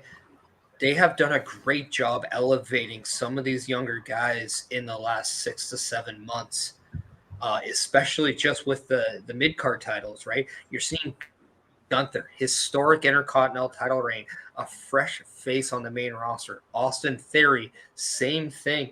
Not necessarily the reign, but is absolutely put in high profile matches with the likes of some of the top guys, former champions of the company, whether it's Bobby Lashley, Seth Rollins, John Cena, beats them all.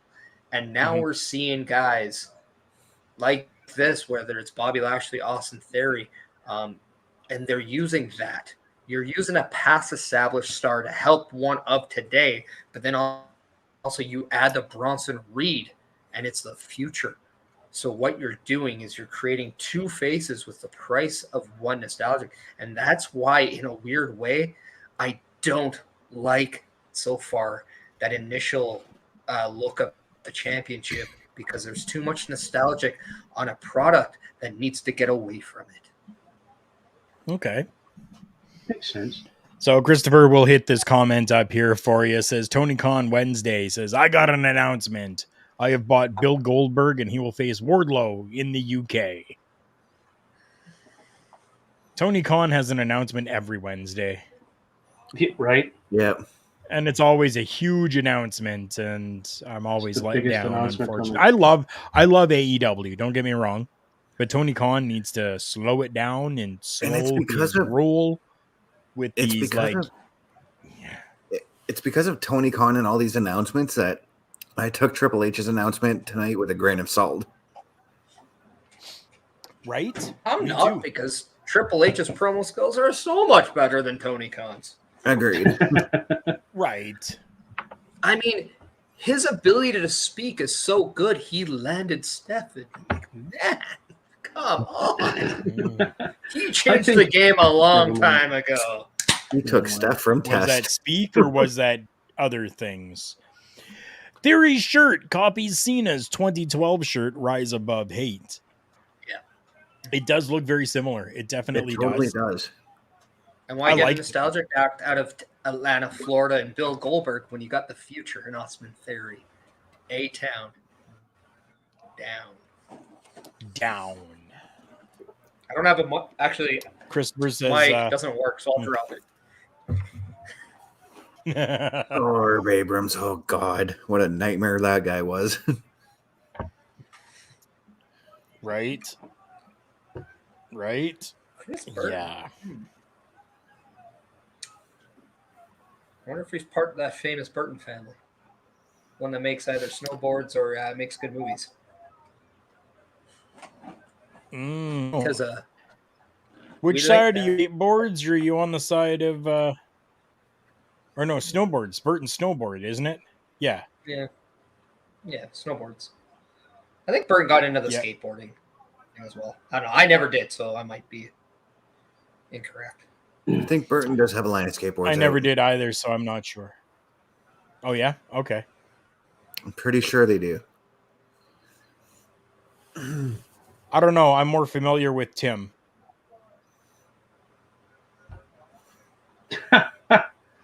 Me too. The movie franchise, Tim. Yep. The wacky movies. Beetlejuice is a classic. Right? They're making a sequel, by the way. Yes, they are. Finally. Yep, and they got Michael Keaton to do it. Right? I don't Like, think that that's was very insane. hard. Michael Keaton's also redoing Whoa. Batman or suppressing Jesus. in Jonah is just a freaking monster. Oh yeah. Yeah, I think he's taking that title. I've said this week in, week out. He's the modern day Bam Bam Bigelow. Yeah. And I would Yeah. love to see Bronson Reed with the United States Championship. I would love to see it. I think it would be great. Jesus. Hell, when he was in He's that, a big boy. I'm going to do Well, you he was one in that better. ladder He's match. a modern day Vader, man.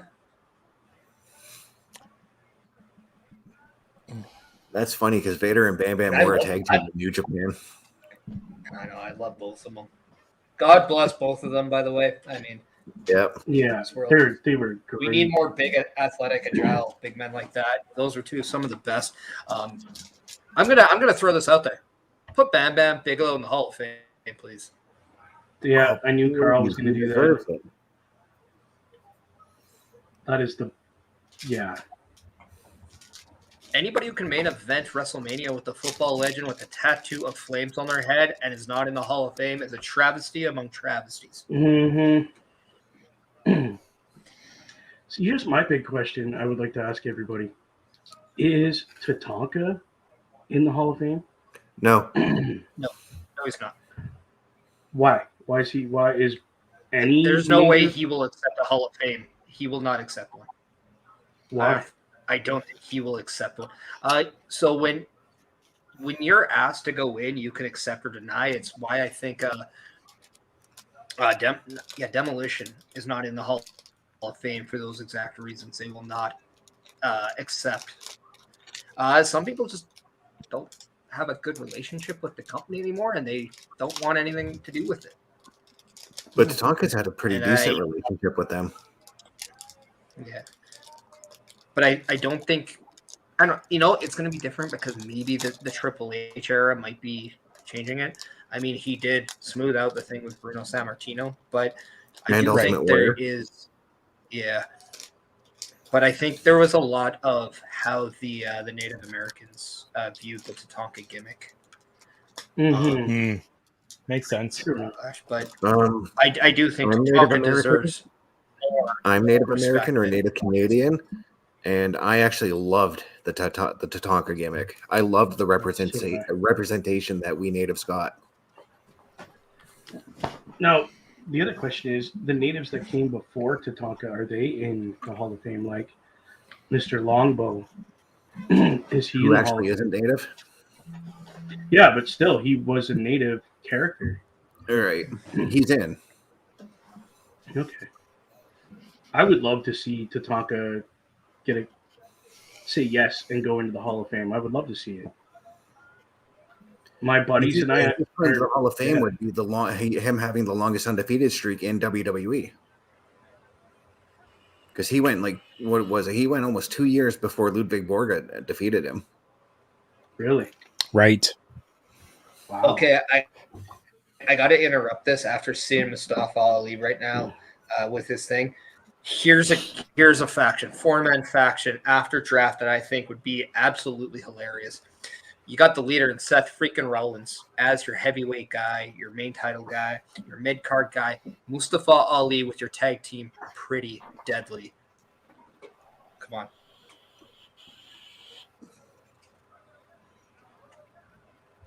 That might be a lot to handle. I know, but That's how a lot awesome of would big. That's a lot of big characters, though. I know. Yeah. Yeah, but you got it. It'll be an articulate, yeah, pun intended, group, because you got one of the best minds that knows how to put it all together in the visionary, in the architect, Seth freaking Rollins.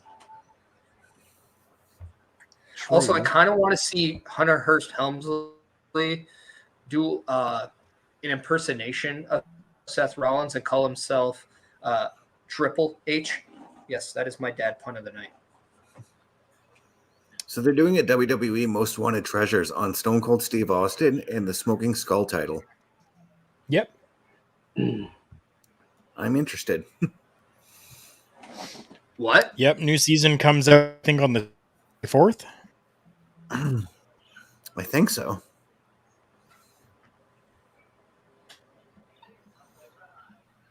What? Oh, they're Yeah, exactly. What? yeah, exactly. I almost got him. Almost got him.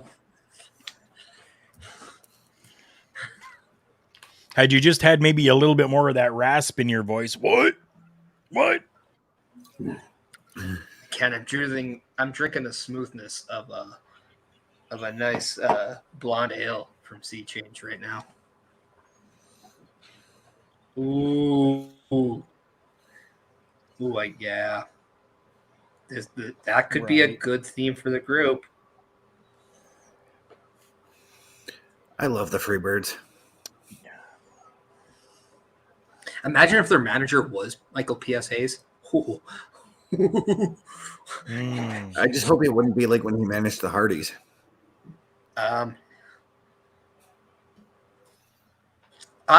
wouldn't think we. No, I'm not even gonna go there. I'm not gonna go there. No, I'm catching myself on that one. I don't ever remember. Bite him the tongue. I'm gonna say it's probably not gonna be like the Hardys. I mean, don't get me wrong. He got the Hardys over as the manager, and they finally got a tag team title run out of it. No, Yeah.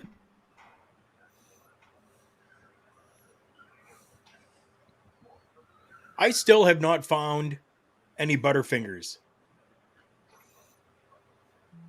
Sorry, a commercial for Kit Kat came on, and I was reminded of a little, maybe last week or the week before, talking about well, have you not seen Butterfingers. Taking Over or Busting Out? We got some Butterfingers in Ed and Bobby when it comes to the buttons. It's really not a Nugent of deliciousness like the chocolate bar. Right? Guys, I Right? love both of you. I love both of them.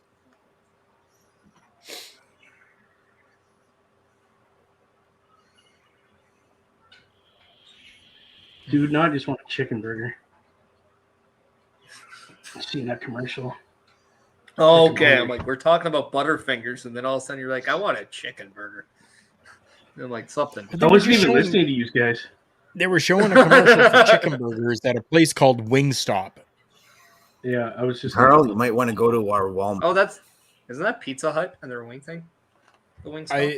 Used to be. Okay. Used to be. Our Walmart has Butterfingers? Supposedly. Okay, I'm definitely going to have to hit there. Payday's tomorrow, so. I got a question here from Victor as soon as it pops up there for everyone. Victor, by the way, you can call me Karl. My name is Karl. You don't have to say Turnbuckle. I'm Karl. Beside me is Bubba. Below me is Parrish. Okay. And then kitty corner from me, that is Chris. Look at that ego. Below me is Parrish. Below me. Fucking Turnbuckle, man. Me. Fucking Turnbuckle. How do you feel about I love you, Karl. I'm sorry, that was just too funny. love you too. How do you feel about Dustin Rhodes' team teaming with Keith Lee? They're going to turn into Pulp Fiction like Samuel L. Jackson and John Travolta. Hey, I think it's a great idea. I don't mind that at all. Dustin Rhodes, again, is one of those veterans in the business. Keith Lee has been around the block a few times himself. So I think the two of them together can really possibly help elevate any other younger stars that are there. 100%. I think that would be a fantastic Didn't Keith Lee just help out Adam Cole? I believe he just helped out Adam Cole recently too. So he did. I mean, I'm all for the pairing, but I'm still on the side that I wish Keith Lee was still in the WWE. I wish Adam Cole was still in the WWE. Same here. Me too. I wish all of Undisputed Era. I thought that was an undisputed mistake on his end. Drew says, anyone was a fan of Slim Jim, or was it just because when Macho Man was doing the commercials for it, it made fun as a teenager? I loved it because of the Macho Man. Yep. Dude, I used to walk around with one going, oh, yeah. And I love that the Slim Jim commercials actually still use Macho Man's voice. There's actually a wrestler, and I honestly forget his name, but he still uses the Slim Jim as part of his gimmick. It is fantastic. That's awesome. Warhorse. Yes, thank you. What a guy. Yeah, that Warhorse. guy is pretty entertaining. And he's even been doing little commercials and little internet stuff as well, where he's going into stores and like buying Slim Jims and doing the whole his own version of the gimmick. And yeah, it's been really cool. Warhorse is a good guy. I don't personally know him, but I know of him. He's a damn good guy, though. All he got to win, guys. I just saw that. Just saw the 3. So I'm a few seconds behind you. Okay. Wow. He's just like, what? That's good, though. That's great. I love it. It's about time. Right? Once again, just helping build and elevate some of these younger stars, right? You getting this pin on Chad Gable. Chad Gable is, again, a veteran in this business, but when you have got somebody like a Mustafa Ali who is seasoned, but not really veteran, this really helps push them. And that's what the future is. It's going to be these guys.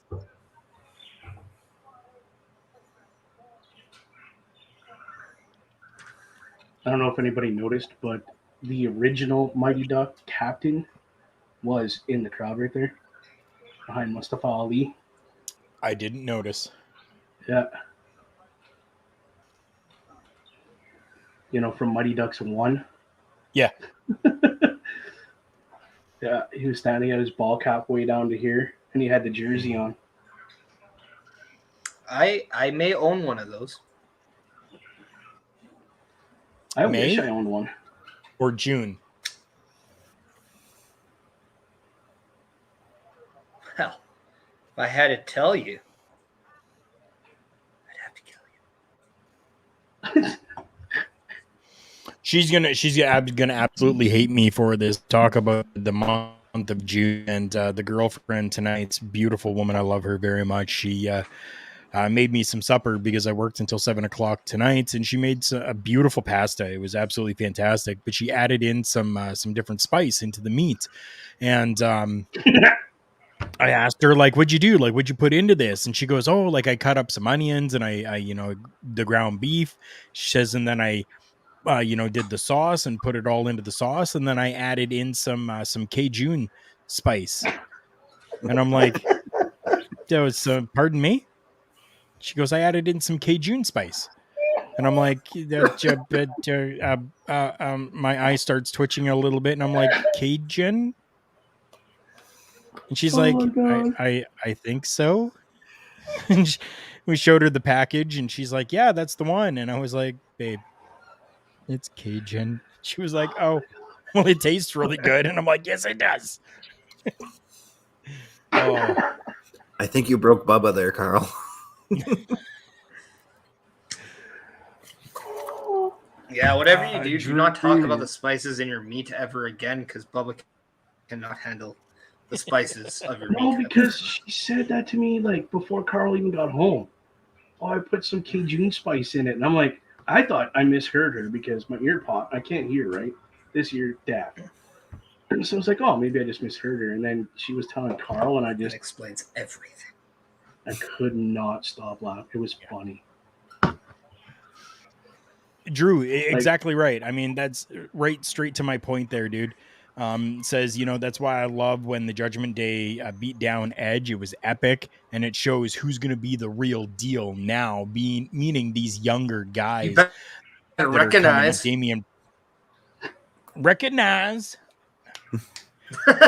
Damian Priest, I can see being in World Championship. I think Damian Priest in the World Championship tournament would be absolutely fantastic. I would love that. I think that would be absolutely fantastic. He wasn't world champion in ROH, was he? No, I don't think so. I don't think so. No. There's also a point of Ring of Honor I didn't watch, so I don't know for sure. But I don't think I don't believe he was when he. Yeah, I don't believe he was when he was working. As Punishment Martinez, I don't believe he held the World Championship. But hey, we got this wonderful new invention in the world now. It's called the interwebs, where I can look up whatever information I want and have it right at my fingertips.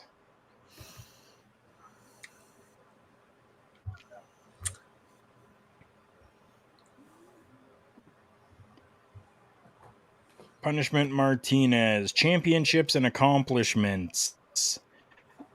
Ring of Honor World Television Champion Thought it once. was TV title. WWE United States and a North American champion.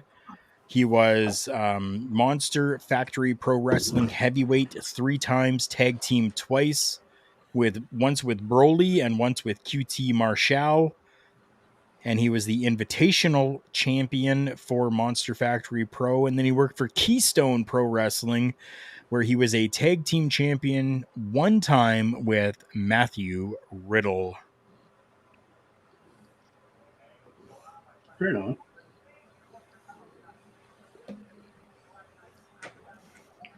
What does everybody want? Everybody wants to go visit collarandelbowbrand.com.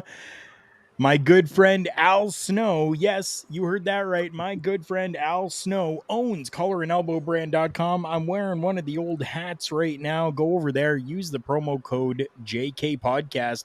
Save yourself some money when you make some purchases over there. I absolutely love their gear. That's what everybody wants. Either that or everybody may want one of these Papa Smokes t-shirts. So maybe get up on Papa Smokes and get them to order some more. Yeah. But do both, because if you save the money from Rogue Energy, you should have enough money to get both. Yeah, you definitely could. Smart. Carl and Bubba How to save money. did it show that Bronson Reed's going to be the new monster if Lashley heads to SmackDown? I'm not doing no prediction pay-per-view, not here yet, LOL. I don't know. It looks like it. Yeah, to me, that's exactly the way that it looks. It looks as though Bronson Reed is going to be that new kind of monster for the brand.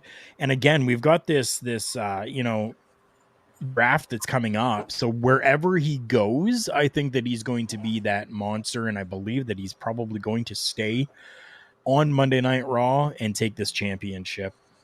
We got Finn and Cody coming on now. I thought this was going to be the main event. I did too. Yeah, you think I they could thought go so an as hour? well, but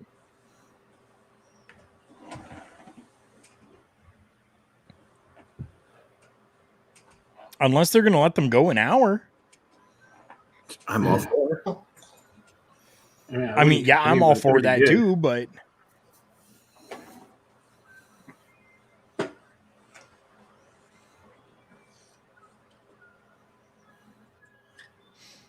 because we haven't really been told about any other matches that are supposed to be happening tonight, right? Wait, wasn't Ray and Damien supposed to fight tonight? Yes. Okay, interesting that that they would be given like the main event. I didn't figure that they would. Have we seen a lot of Seth Rollins tonight? None. Mm-mm. I mean, this could be the time to give him the promo time that you didn't give him the night after WrestleMania. True. Where he came out and then walked back. We haven't even seen The Miz tonight, to be honest with you. And that's a travesty. And we had that great matchup between them last week. That was a fantastic match.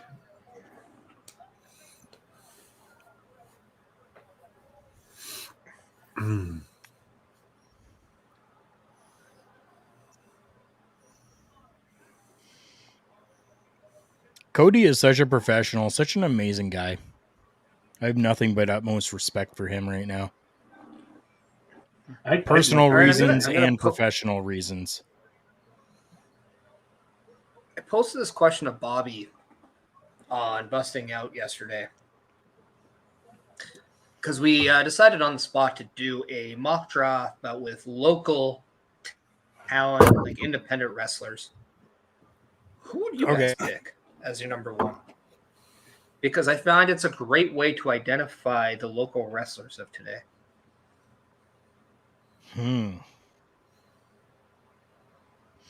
You see, we really don't have local guys here. We have a company that runs through. So I mean, Yeah, like there's only I could maybe like take names from that, but we there's really don't one have any local guy local that I would guys have in our loved to have area. seen make it. Wow. Right? And I know you, Vinny. Vinny, Yeah, that's who I'm who I was going with. thinking Is that who too. you're? That's who I was Yeah, going with. yeah. Vinny Da Vinci. He is a class act, great guy. Phenomenal person to be Definitely around. locally.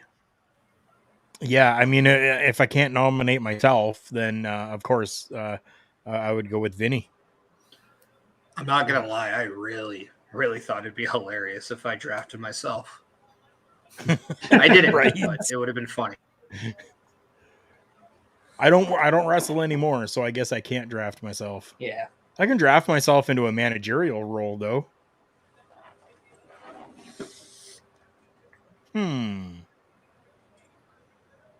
And Karl, you were a GM at one point, so you know how to do that kind of stuff. Exactly. Exactly. I've done a little bit of everything in this business. Hey, we're all here, GMs. We all here are great men. I thought you said one dad joke for the night. You've exhausted those privileges now. That wasn't a Right. dad joke. That was just a compliment. Oh, okay. Okay. Yeah. Then I accept graciously. This geezer's mention over here just don't know what to do about it.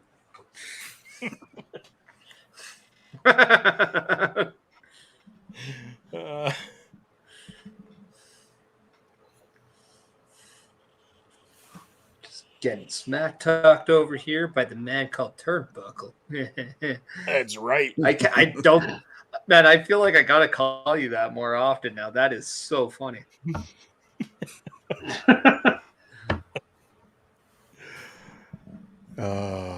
And there goes Parrish right off the program. Oh, we can have Turnbuck Carl. Turbo. Oh, it sounds East Indian. Yeah, I mean, got to reach those demographics somehow, right? Trying to expand the new viewership. Oh, well, speaking of new viewership, Frank Benjamin coming in saying, "Sup guys, I'm new here. I'm hearing Will Hobbs get repackaged, and I hope Tony Khan man lets Hobbs be himself, unless he dumps QT Marshall and have Mark Henry with him instead, and not be WCW Ice Train." Yeah, I hope not. I think a repackage for Will Hobbs would be a fantastic idea. Personally, Will Hobbs is a fantastic performer, a fantastic worker, but so is doesn't Ice stand Train. He out was just right riddled now. with a shit gimmick. Right, that's exactly it. Right, like right now he just doesn't stand out. Mm-hmm. But if he could do something to be repackaged, or even just be himself, let him just amp himself up a little bit, like Seth Rollins does, or like The Miz does, or like Karl Karufel does. Just amp it up a little bit. Maybe we can actually see some promise. Yeah, I'm putting myself over. Get over it. Chris Jericho has always said that your best gimmick is you multiplied by 10. Yep. I don't know if you guys have been noticing this, but since Triple H has unveiled that new championship title, we've been seeing specific people either mentioning or posing around this title. We just saw Finn Balor do it before we went on to break. Is this not a foreshadow of possibly who we can expect to be competing for this championship? Because another name that was rumored to be heavily pushed following WrestleMania was Finn Balor. This is Hunter also I think opening it up definitely for who is. could win the belt. Well, yeah, that's exactly it, Chris. That's what Parrish is saying there, right? Like, Yeah. is this kind of foreshadowing, kind of who we're gonna have really in this tournament? And I think that definitely it is. This is what we're going to be seeing. We're going to be seeing a lot more revolving around and a lot more people revolving and gravitating towards that championship or talking about that championship as well. And that's kind of keeping them top of mind for this, which is exactly what they want to do, right? So I think Mhm. that it's definitely a foreshadowing. I think it's a fantastic idea for them to do it this way. I agree with it. I think that it's great. I kind of want to see them push the title too, similar in a way to when Hulk Hogan had the belt in the '80s, because you made it believe Hogan made you believe that anybody could challenge for the belt, even if it was just a Saturday night's main event and Honky Tonk Man was challenging for the belt. Right? You believed it. The title pushed in that way. Yep, you believed it. And another like factual thing here, when the Universal Championship was created, which is the title that Roman Reigns is nearing 1,000 days with, Finn Balor was the first Universal Champion. Yes, he was. For what, 12 hours? Kind of. Yeah. Yeah. Hey, Was he supposed to be also longer never if he didn't lost get the World hurt. Championship. No, that is true. He never did technically lose the title. No, he had to relinquish it. Yes. I mean, But- anybody who gets hurt and has it relinquished never loses it. However, I do think that a guy like Finn Balor, a guy like Austin Theory, like these are guys that, yeah, they'd be a great addition because they represent something that we don't see all the time. They're representing new faces in that picture. I think everyone can expect Cody, but what if Cody is drafted to the same brand as Roman Reigns? That is why I think we have to wait and see who is drafted to what brand before we identify who is actually capable of winning this title. But speculation is fun. That's what I was yeah, just it going to is. say. You're not wrong. Speculating on who we want to win that title, always the best. Always more fun. It's Right. almost And I'd like be a when we hypocrite because I just did a freaking mock draft. So I mean, Yeah. I can't really It's say almost, anything. it's almost like every year when we discuss who's going to win the Royal Rumble. That's what it feels like right now with this belt. Yes. The belt reminds me of when Taker had it when he faced Angle and The Rock. The Undisputed Championship that they had is so underrated and it's just beautiful. You And want as to know you can something? see in the background, I'm just going to say the return to just black and gold, chef's kiss. And there's I no better love chef the than return. Pop the Smoke. I love the return to black and gold. Love it. The undisputed championship, like when Taker was holding it there, or when Eddie Guerrero was holding it. I did not like it. I hated the look of that championship. When Brock held it, it started to grow on me a little bit. And I think that, yes, it is absolutely a gorgeous championship because it was different from what we were used to. I think that it was great. Now I do. It took a minute to grow on you, did it? It did. Oh, yeah. Just like Matt Riddle. Matt Riddle took very long to grow on me, but he did. True enough, yeah, because I was kind of like, I can't say I hated him, but I disliked the character quite a bit. But yeah, he's funny now. He gets a giggle and a laugh every now and then out of me. You see, I've watched Riddle since his days in UFC, and I've liked him ever since. So you see, and that's to my point. He was within the UFC. He was within MMA. For me, when he came in, that's all I saw. All I saw was this MMA guy trying to come into pro wrestling again. And we've seen how that's worked out for people before. It's turned into absolute horseshit. I mean, still one of the more successful stories from MMA to wrestling is Ken Shamrock. Yes. Yeah, well, he wasn't very good in MMA anyway. No, he really wasn't actually. I mean, that fight with Royce Gracie was best. Oh, such intensity in this matchup right now. He's Jeez. fired up. Wow. Like My goodness. both guys have such intensity right now. This is what makes good pro wrestling. Oh. Cross Cody just won it. roads. Cody just won it on Hey, my there's television. that guy right screen. there. Did y'all see that? Yeah. Oh yeah. The Mighty Duck. It's funny they're in Chicago. Nobody's wearing Blackhawk jerseys, which is kind of funny. Right. Nothing related. Probably because they to, don't know like, who's on their team anymore. It's probably because they're not actually in Chicago. They're more than likely actually in Rosemont. Yeah. But still.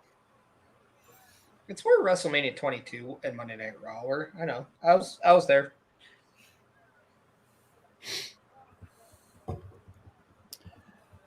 You agree, or you can agree, Karl and Bubba brand split every year after Mania? Not last know year. about If I don't think needed, there was one last year. if needed, I think that it could be a good idea. If it's not needed, if we have good storylines, if we have good shows, good programs going on, then we don't need to mix that up because we're already enthralled with what's happening already. Sorry, my non-sponsored Dr. Pepper is kind of giving me a little bit of the burp. Sorry about that. But yeah, I mean, if it's warranted, then yes, let's do every year after Mania would be cool. But we don't necessarily need it. Yeah, Drew, this was a Carl, good match. Just so you don't forget, we know as wrestlers, we always have to practice our burpees. So you make sure you get them done. Okay. Burpees I will. will always be Sorry, I deafening. will. Yeah, Bad Bunny is supposed to be back tonight too. Oh yeah, we got We the Bad seen Bunny him yet? thing coming too. This could be where we actually see that tag match between Damian Priest and Dom versus Ray and Bad Bunny being set up. That was a strong rumored match.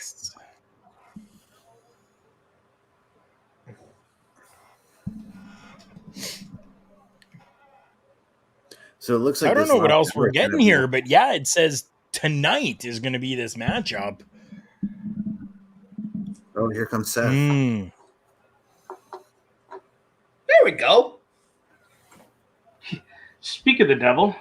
No, I'm going to say right now Bloodline is just above them right now. I don't think you can take away anything the Bloodline has done in the last few years.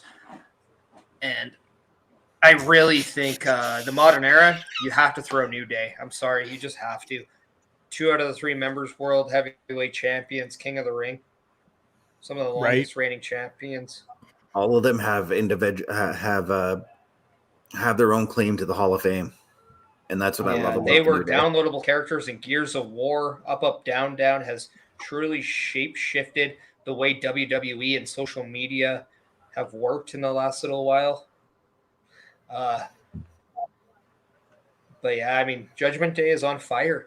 And I think without the Judgment Day, we probably don't see the rise of Rhea Ripley in the way we are seeing. 26 years old, and she's one of the best female draws in pro wrestling. Insane. And at her age, she's only got more room to grow. Yeah. I mean, just think you're 26. You were the first ever NXT UK Women's Champion. You're NXT champion or Women's Champion. You've been both Raw and SmackDown Women's Champion. You've won a Royal Rumble match before. She was also Women's 30. Tag Team Champion. Yeah. Like, she needs a Queen of the Ring. And then she's done just about everything. She's already got a Hall of Fame career. Yeah. And Dana Brooke can't even hold on to the 24/7 title. Weird. Don't even get me started on that. Oh, and I already had our spiel about that. No, that was me trying to get him started, by the way. Well, I think at a young age, Angie and Father Ray, I thought Dominic would grow. Sorry, I had to.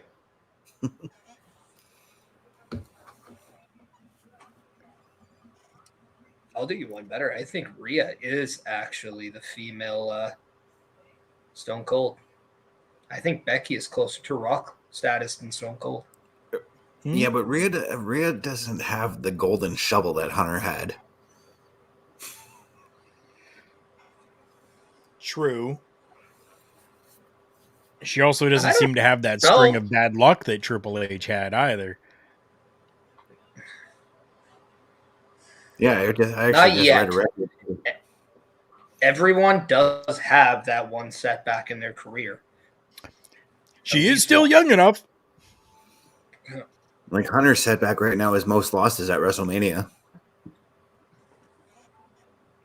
See, I'm looking a little more towards like Triple H's, kind of bad luck of being like, the one who had to take the fall, who had to, kind of be that guy that took the brunt of all the BS, right? Like when Kev and Scott left, and then Sean had to leave, and then like all of that shit happens, and then he's the one that's taking the brunt end of the stick for it. That's kind of more where I was going, talking about badass, not the shovel, Chris.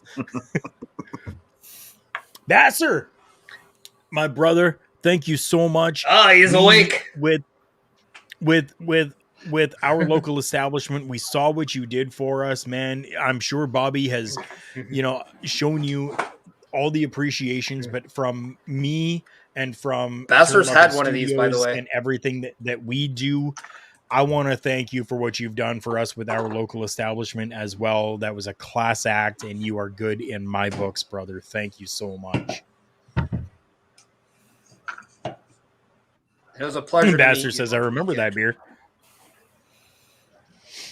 Clarkson says, beer. Damn it. Imagine if Bobby Roode wasn't injured. Bobby Roode's going to, after the gold belt or feud with Cody Rhodes, the history between Bobby Roode, you got new Dusty Rhodes and all of that. Like, I think that would be a fantastic thing. I would love to see Bobby Roode make his way back and, have a feud with Cody. I think that would be a really cool idea.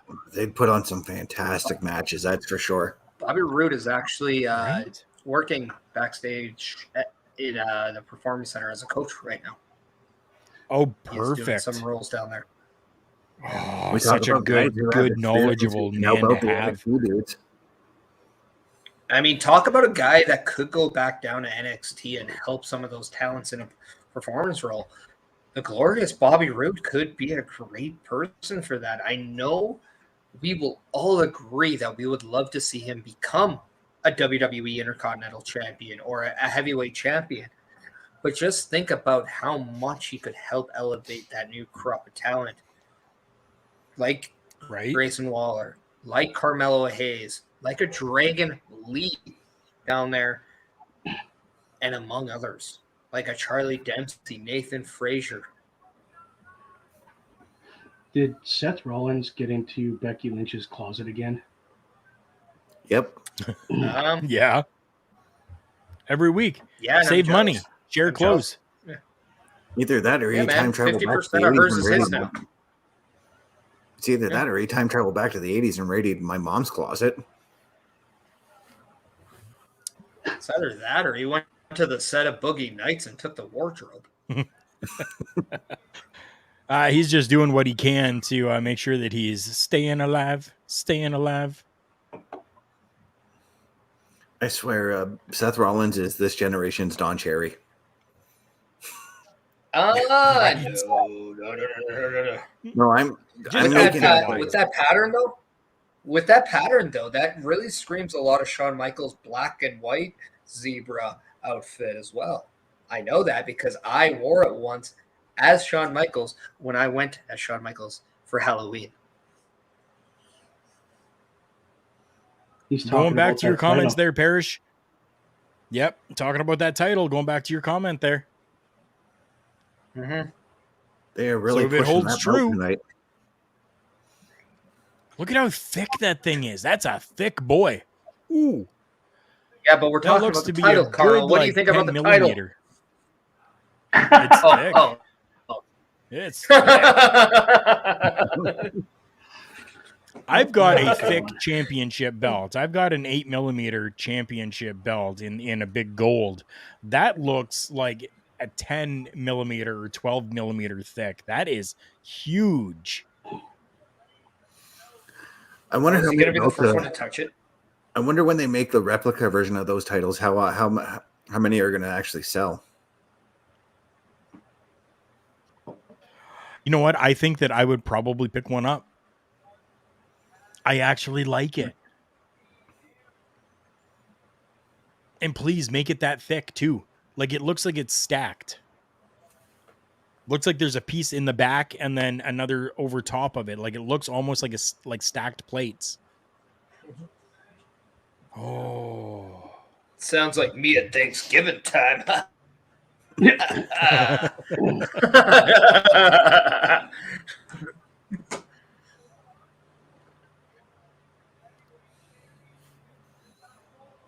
Some days he looks like Meth Rollins.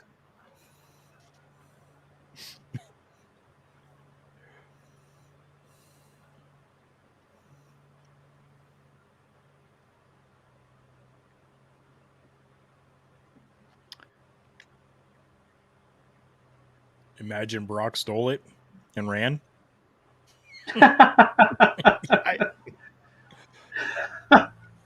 That would be funny.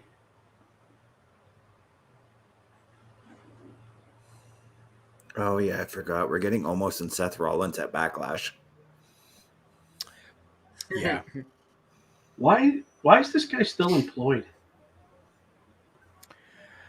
Because Seth Vincent Rollins? Kennedy McMahon and Triple H.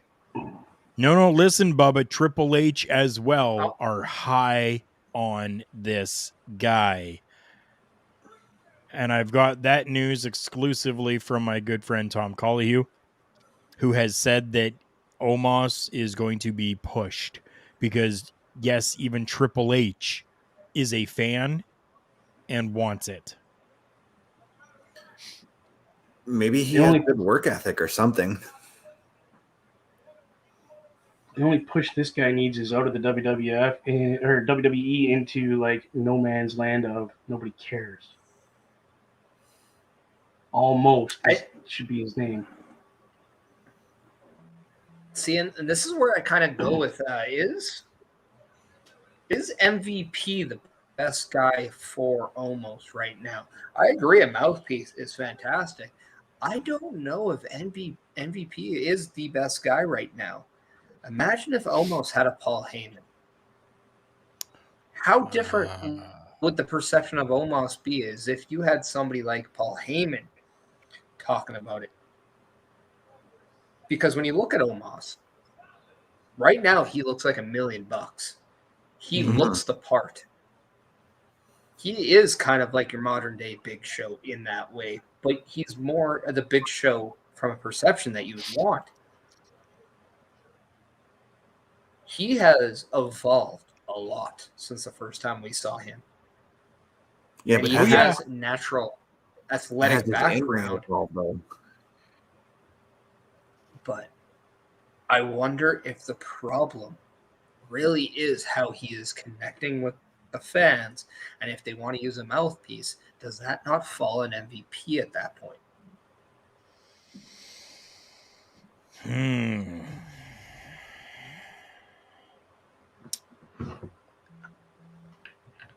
That's a tough question. It is. It's a very tough question. I like what MVP has been able to do with Omos, take him from just this bumbling buffoon, but bring him to a little bit more prominence. Maybe it is time that it's like Big Show in 03 when, just as Christopher says, Paul Heyman, managed, the Big Show back then as well. And that's almost kind of I like think that it could be a very good thing. Great Khali's fault.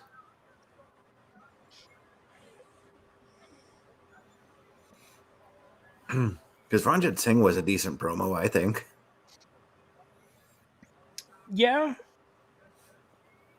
Yeah, I think so as well.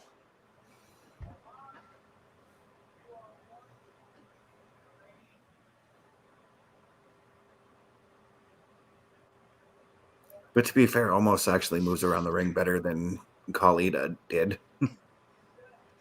Oh, I was listening to an After the Bell with MVP, and I'm trying to remember who, but MVP said he walks like some of the villains in Empire Strike Back. Kali does.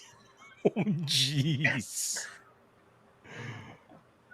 And it was pretty Wow. funny. Not wrong. No, it was really funny because I think he was deemed with the question of like how he separates Omos from anybody else he knows and all the other big men.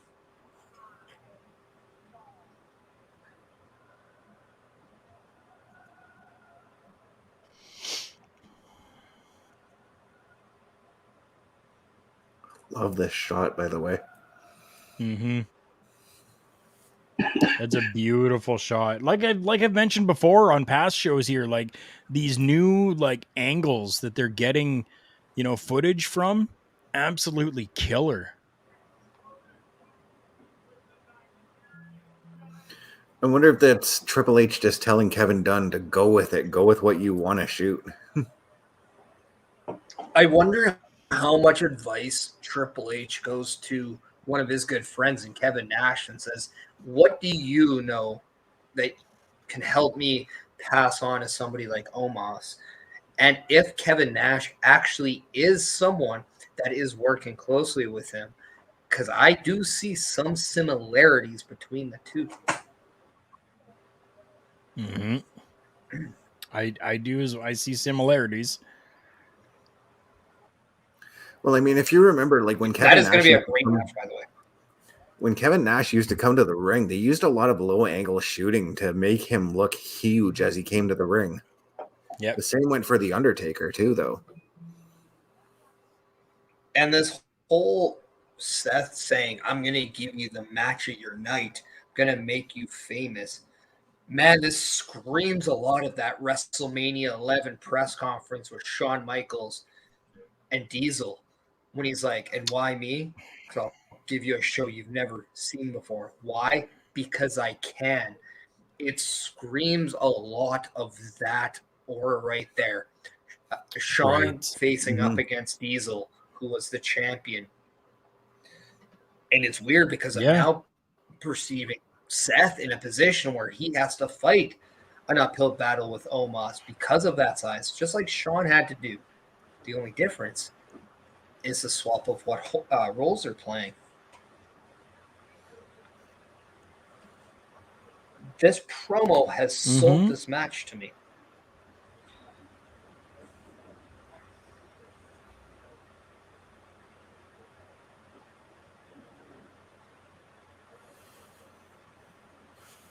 And yeah, Clarkson, you're right. Seth is awesome on the mic. He definitely is. When he talks or wrestles, like already you can see Hall of Famer there on him, definitely.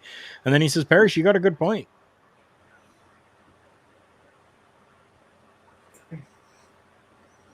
Well, thank you.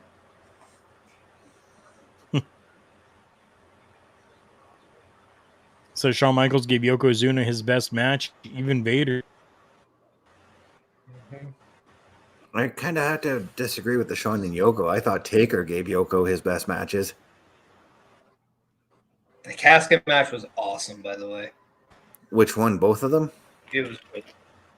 No, the very first one where Undertaker, where he got beat up by like 10 guys. Yeah. Oh, it was great. That was such a great match. Oh, yeah. I love it.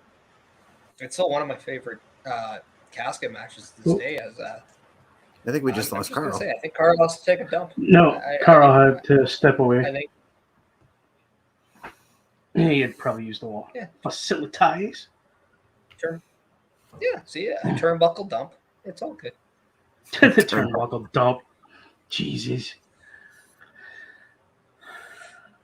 It's Too much.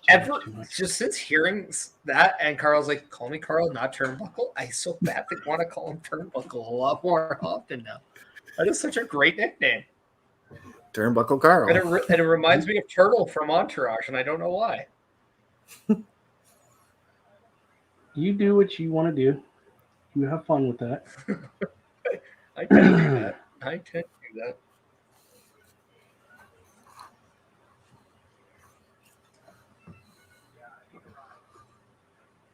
So, like, on the odd week, we have to make a show with the roster we have. I have 4 titles, which is going to be awesome because I feel I have 2 singles for the men, 2 singles for the women. And I think it's going to be a lot of fun to put a show out. And I'm like already like in my head, I'm like, dude, I can do Gunther versus Joe Coffey. How great of a rematch would that be? I could do Gunther and Cody Rhodes. I could do Gunther and Bronson Reed. I could do Gunther. You just reminded me of the first time I ever saw Gunther and Joe Coffey fight, and it wasn't even in the WWE. It was in WCPW, and they put on a hell of a match there. Pete Dunne again.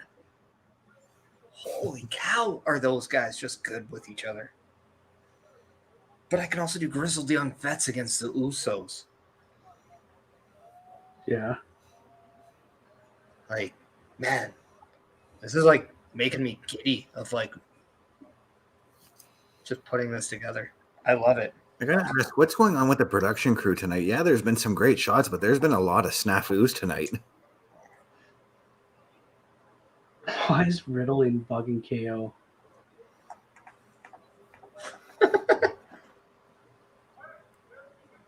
He just jumps up like, yay, my tag partner's here. Get rid of this guy. I'm going to kill him.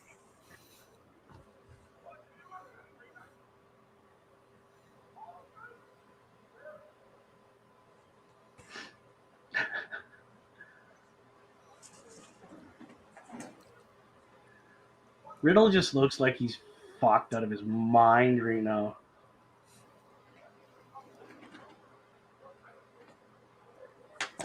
Or is it just me?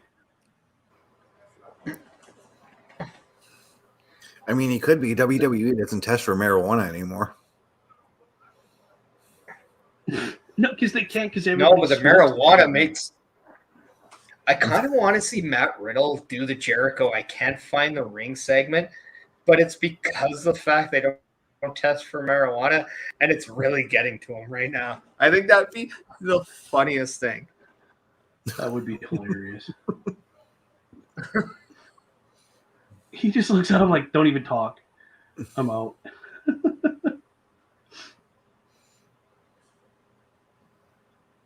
I remember when he first came, he couldn't remember his lines for the life of him. He kept screwing everything up. That segment with Asuka where he just flat out, I don't know, remember what I have to say, and they just rode off on his scooter. Right? Just I was like, what the shit? Like, I'm so high, I can't remember what I got to decide. Just get a scooter out of here.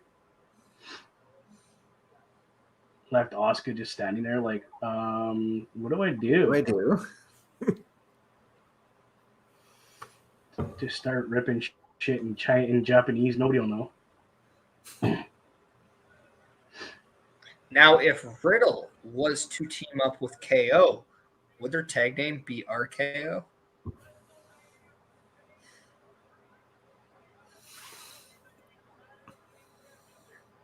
Or KO, bro. Bro KO?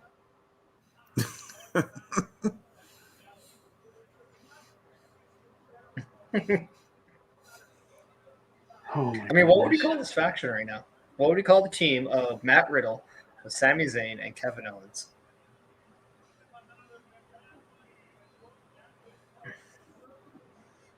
I mean,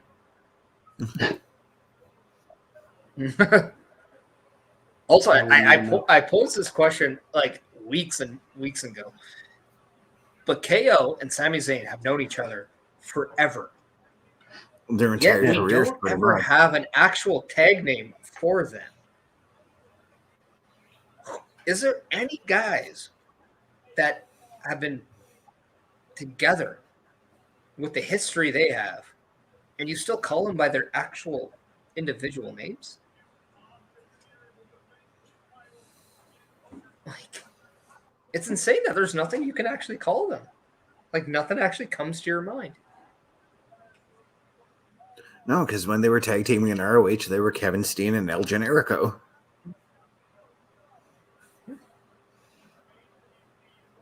True. I'm sure Jim Cornette had a few names for the both of them, though. Yeah, now they're the two of the most over acts in WWE, so he probably can call his tag name now for them Jealousy. Poor.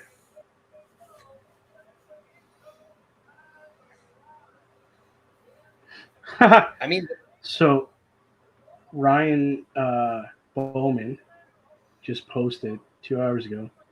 CM Punk was backstage at Monday Night Raw, was asked to leave. And there's a video of him leaving where they are tonight in Chicago. yeah, it'll be very interesting to see what was a fallout of that. I'm just gonna watch it, see what.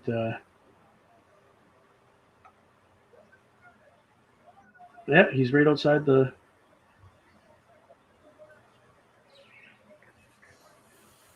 It showed him leaving the building, getting into his vehicle and driving away.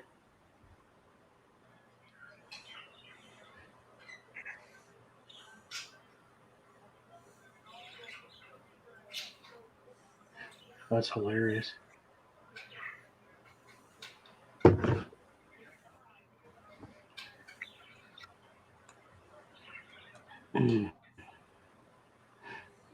Hey, Carl's back. Welcome back, Carl.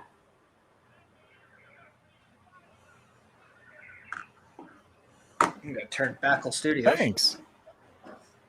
I almost fell off my chair.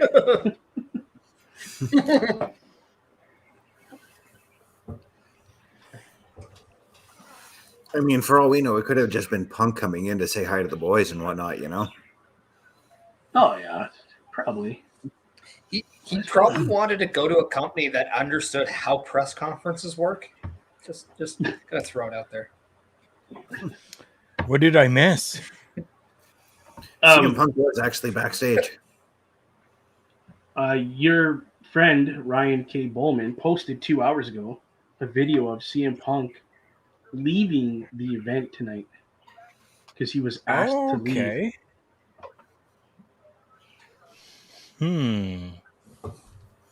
Yeah. Further reports said that he was there and he did meet with Triple H too.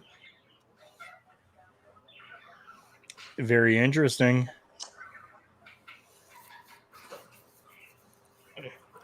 Yeah. Clarkson. Oh yeah, definitely, dude. Definitely, my man.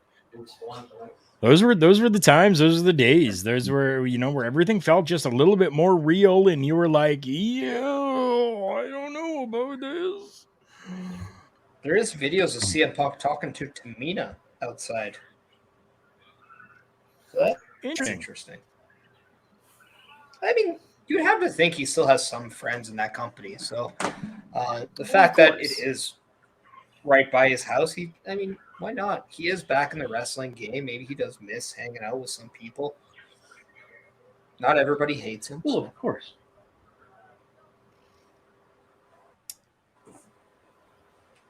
But man, I definitely miss some of my work friends, like my old work friends, right? So of course. So yeah. But I mean, what? And I said this right before we did the mock draft.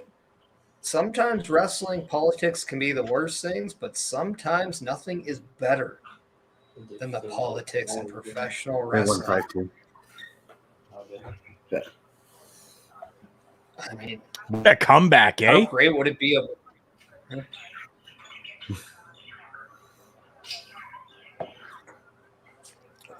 Papa Shango was honestly one of my favorites. I loved watching Papa Shango.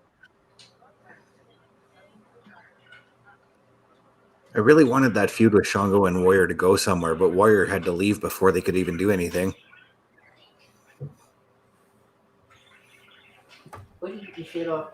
Mankind promo scared the shit out of me. Jake the Snake is the best. Yeah, my buddy Aurelian. Yeah, Jake the Snake Roberts. Love that guy. Love that Got guy. some I would news do on Jake absolutely actually today anything for him. myself. What's that? Sorry. I said I got some news today on Jake the Snake myself. He's back with There his he wife is, my Carol. friend. Yes, he is. My friend Jake. I love that man.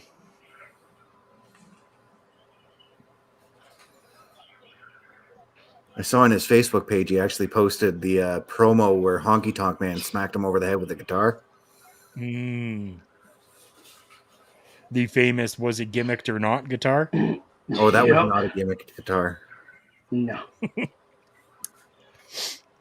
Perish like Kama Mustafa. Drew says. What? With gold chain. Burning of the Undertaker's urn.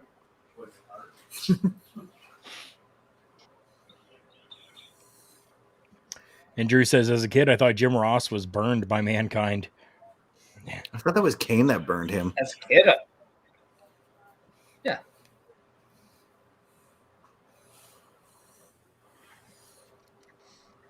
There's letting us know that him and Bobby met the Godfather at a small town show close to home. He brought he brought out ladies. It didn't age well. Oh.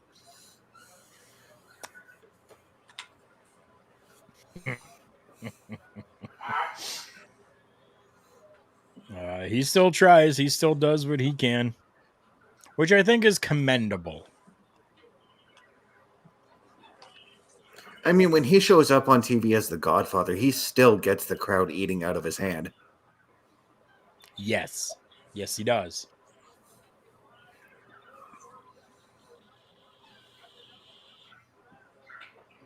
And even to this day, like when I'm watching old Attitude Era stuff and I see Godfather coming out, I'm right into it. I'm sold by his promo, you know?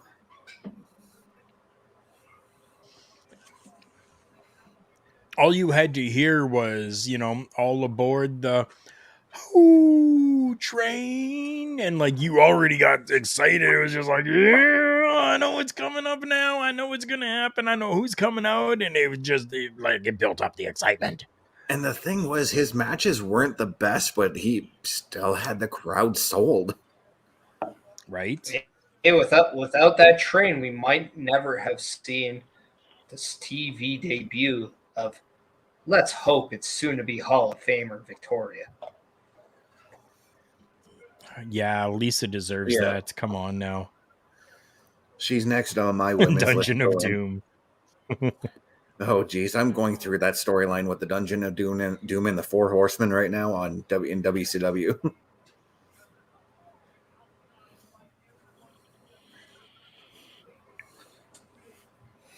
Yeah, definitely. Lisa Although I gotta say, deserves the Hall of matches Fame. between Benoit and Kevin Sullivan were just awesome. And yes, this is a free space to talk about Chris Benoit. Feel free. I won't talk about what he did, True. but as a wrestler, I liked him as a wrestler. Right. He also got burnt in the form of cooking. Yep. Big Show cooked him. Yep. Tastes like chicken. Oh, no, that's not kettle. That was pepper. Pepper was the name. Oh, of the Pepper. Yes, Pepper. So we have Pepper. Ray and Dom in the ring, and I think Bad Bunny's about to come out of this vehicle here. Yep.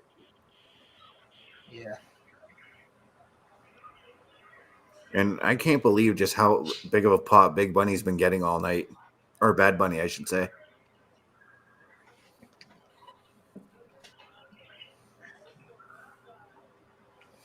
Well, I mean, they are in Chicago, and Chicago is known to be a very passionate fan base. So, Right.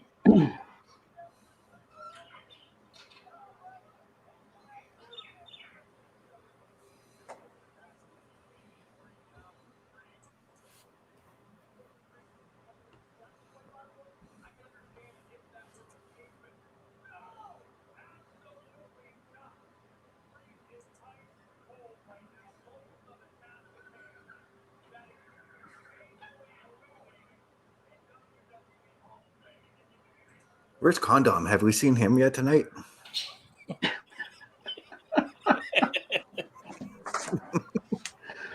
I love that I got that over with everyone. I love it. I have I'm not gonna seen put it out Condom there. at all. I may have popped both Ed and Tom Collahu with that same name. Really? Tom Collahu picked him, and I said that nothing is a safer selection than a condom. Oh my god.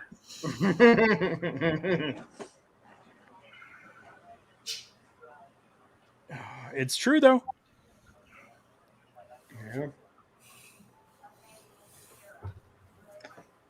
Also, if you guys want to hear some notables that actually did not get drafted, it's actually Before quite you do amazing. that, Clarkson, which comment are you talking about? I've been putting up a lot of the ones from Drew here. If you're talking about the Al Snow Big Boss Man one, yeah, we had that one up already. Sorry, go ahead, Unless Parrish. he was talking about this one right here.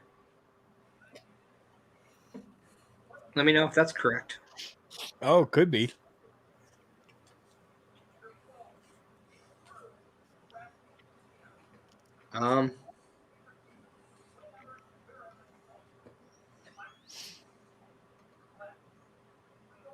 But yeah, we saw him on our TV, but Matt Riddle never got selected in our draft. Oh, Dolph Ziggler and Elias never selected. We talked about him earlier, but Robert Roode also never was selected. And guys, the likes of Dijak and Apollo Crews not selected either. Neither were Tommaso Ciampa or Johnny Gargano.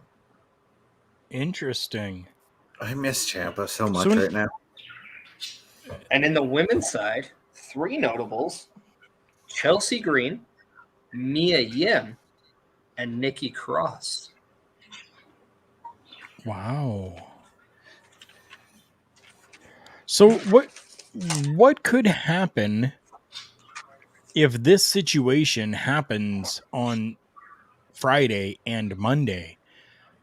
Are we going to have a situation like this, or is it just going to be whoever isn't drafted stays where they are?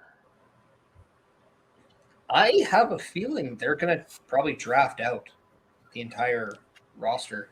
And if I'm going to throw this out there. I'm going to see what you guys think. But if you didn't get drafted, maybe you go back to NXT. Or maybe you do it. Maybe there are some things you have to work on to get back to the main roster. And is that not NXT? Right.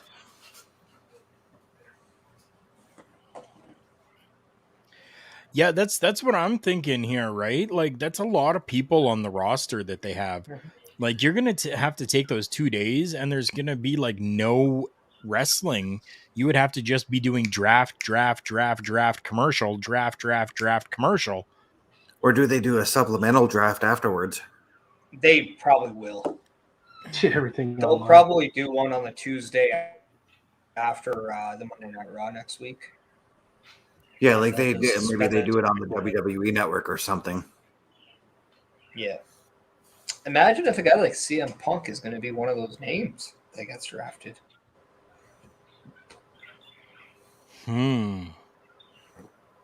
This could. You see, we just keep talking about people that are within the company right now, but what if it's somebody outside of the company? Like they did with a Gable Stevenson, who has been totally people aren't happy right now. But so after busting out when off the air, we both Bobby, myself, and local Ed Fries were in a conversation, and we're talking about the roster of who to select. And he asked, "What about Gable Stevenson?" I was like, "Well, you can pick him. I may draft him, but it wouldn't be the first time he got drafted and not used." Right? um, And apparently that's not a WWE control thing. That's a Gable Stevenson saying, I'm not ready. These other obligations first. Gable And that Stevenson From deal, what was I that have more deal been back. with hearing. Gibson is still there. He's just got to finish up what he's doing right now. Yeah, he definitely said he wanted to put education first, and that is not a bad idea Right. at all. No, it definitely isn't. I remember my Clarkson's trainer asking, what telling about me the same thing. Clarkson's asking, about Eric Young or about Matt Cardona, and Jack Michael saying Carl got a good point. Do we see surprises in this draft? Meaning Excuse me? outside of the company. It's a huge possibility. And I mean, right now, technically, a name like Matt Cardona isn't outside the company. No. And so is Eric Young. I'm Yeah. wondering. Both names. If we see Matt to answer his Cardona come question- in, do we see Brian Myers come back? Probably not. Probably not. No, I think he's doing very well for himself right now, that he doesn't need to come back. The only way I see Brian Myers coming back to WWE is to become a coach at the Performance Center, because I think that would be a fantastic decision on WWE's part. And what better way to also bring a new breeding ground of students than to create a pro wrestling school that he helps out at. Right? 100%. Yeah, I was going to say they could work a partnership with his Creative Pro of some kind. I think it would be a fantastic partnership. Because I've watched But to answer that question about, shows, and he's got some pretty good talent there. to answer that question about Eric Young, where is he? The last time we saw him in Impact, he died. Yeah. He perished, as one person here might say. Yeah. Yeah, Jack's got a good point here as well. Says like how Booker T has reality of wrestling, and Roxy came for Roxanne, came from there, right? Same with Shawn Michaels promotion. A lot of guys came from there too. Yeah. I would have loved to have gone there to train. Oh. Even just to be there for seminar would have been fantastic. Yeah, what I understood though, just by listening to a lot of Bryan Danielson stuff in the past, is that Shawn wasn't there a lot, because that was also the same time he was going through a lot of his issues out of the ring. So True. it just seemed like it was there for the money scheme, almost in a way. Not that, I might be incorrect on that, but it seems like he wanted to do something, but just was unavailable because of other situations. But no. Shawn Michaels was a different man back then. Yes. Well, if there's anybody out there that wants to donate, I'll open up a wrestling school here.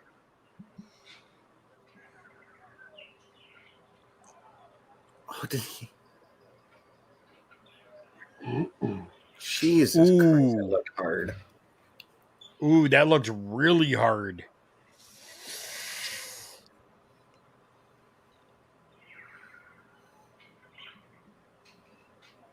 Oof.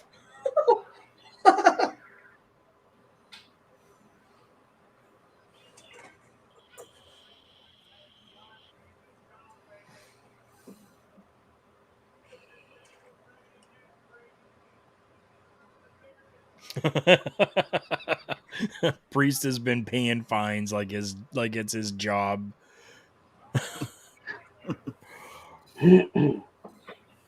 Well, here it comes. Oh, he's got our friend Karl. I'm just. Oh, Kendo stick. I just saw him pop out there. Yes. Kendo stick was always my friend when I was wrestling. I didn't carry it around like the Sandman would, but I loved utilizing the kendo stick in my arsenal.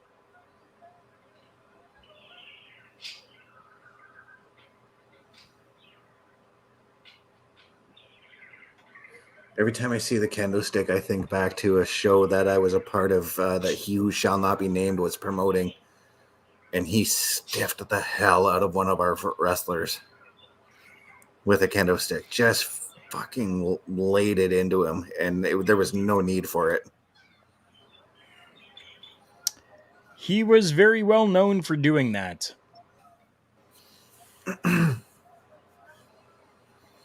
A bunch of us were backstage and we're like, okay, if this doesn't stop soon, we're all gonna we were gonna shoot on him. Ooh, nice. Yeah. I think that would have been a fantastic idea to have just shot on him. Yeah.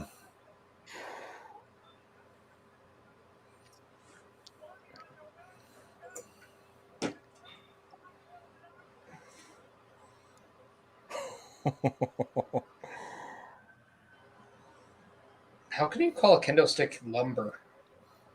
I don't know. It's bamboo, Yeah. Was that a Corey which I guess Graves maybe moment is right there? kind of a tree.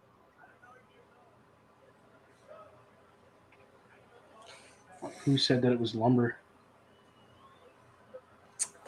Yep. You were right, Corey Graves. Probably Corey Graves moment. Yeah, well, there you go. Guy's an idiot. He has no clue.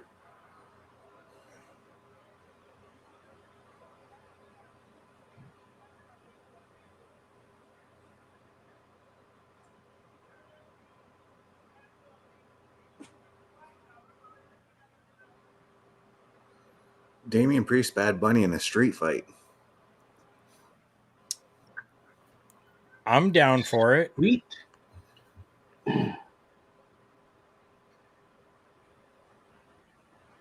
I'm definitely down for that. Whew. Yep. Take my money. This is a great way to add both stables without it being a factor in the match.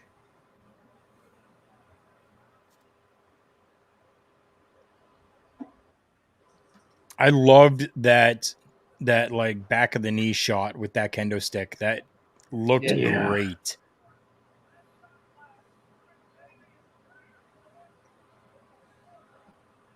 That was impressive. Jack. I'm loving the facials from Bad Bunny. His eye contact is on point tonight. Mm-hmm. Although I'm Wow. gonna say, if he's gonna do some stuff in the WWE, I prefer he doesn't have as much loose clothing. Yeah, tighten that Right. up a bit. No, I get that. Because it looks like he's more flaily. He looks like a little kid who's gotten True. into his mom's closet or something. He looks like if Rey Mysterio got in Dom's closet. I said it.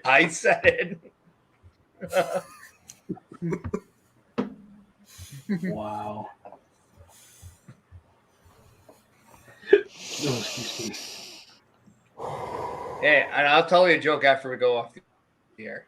I'm not going to say it on the air, but I'll tell you one after. It's not bad, but I just also know it's time to wrap things up. I almost had bad thoughts come out. Uh-oh. And I'm glad that I didn't. I'm glad that I didn't. Oh my god, that would have been bad. Well, okay, the way you just said that, I don't know if you follow this guy, but he always looks at reviews about food. He's like, I'm never going to be a skinny man. And you sound just like him on there. It was so funny. I have seen that guy. He's Yeah. great. He is fantastic. Yeah. And some of the food that he reviews is absolutely amazing. Oh my god. Oh, yeah. It's an oral delight because I would chomp on a lot of those dishes that he reviews on. Wait, which guy are you talking about? The guy that's looking at food and he sees all of it being done and he's like, and at the end of it he's like, I'm never gonna be a skinny man. Hey, he's TikTok.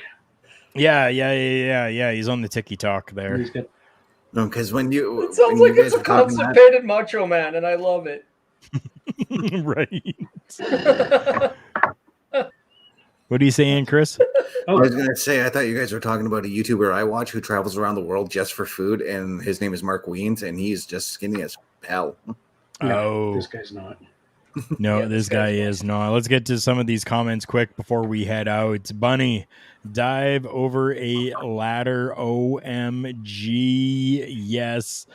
And we got a story that makes sense. Both of them is buddies. Definitely.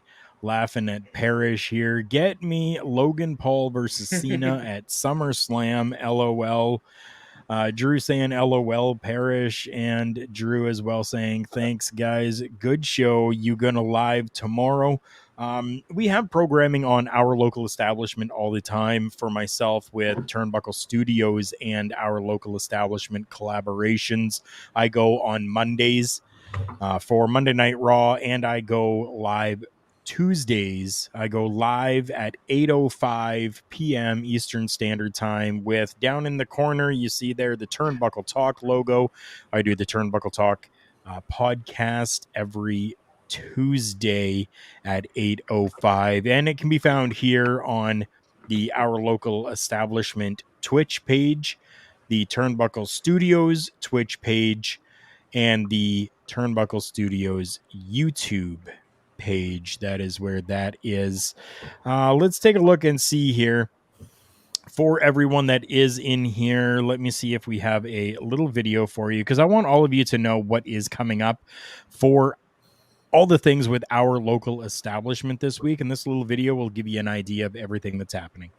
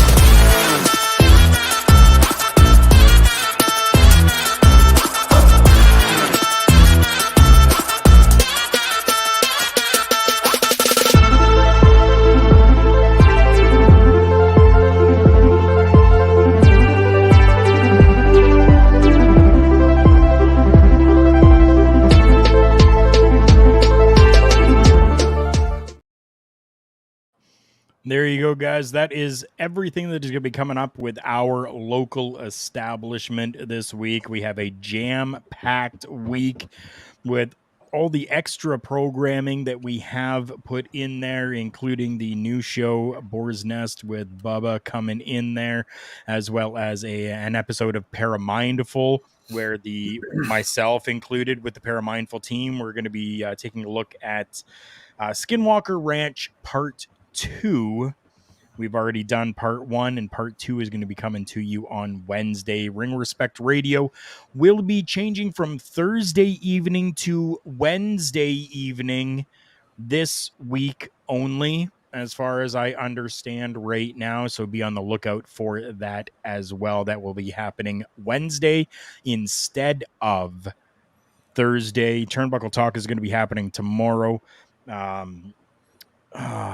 Taking Over is happening Tuesday as well, just after Turnbuckle Talk. Sunday is going to be bringing you Busting Out as well. There's always something that is available with our local establishment. The links are all scrolling down below. Go and check out those. Leave likes, comments, follows, shares. Everything helps out.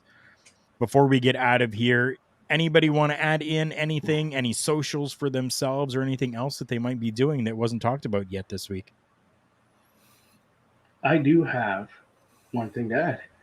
The Boar's Nest this week is going to be a 2.5-hour special because the gentlemen are switching their time. We're going to take their time and we're gonna actually be playing Major League Baseball 23.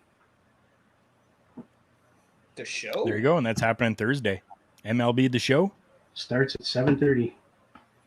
Yep, MLB The Show. Chris Best, have you had an opportunity to get some of those socials built up and made for us yet? No, I completely forgot about it. I've been pretty busy with my real life this past week, so. All right, so for next week, then we'll do our best to make sure that we have got some socials for Chris Best everywhere that you can follow him. I know that if you do even Google CBRS Entertainment, is it? Yep, you'll find me on YouTube for that. Perfect. Parrish.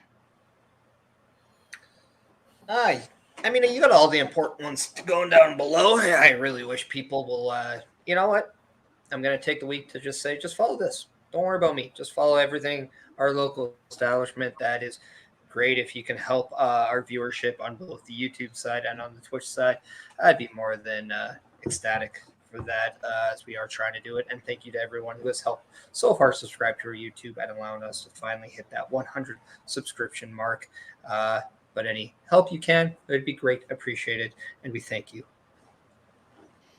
Definitely we do. And again, all it takes is a simple like on the video and to leave some comments. That happens as well and really, really helps elevate things.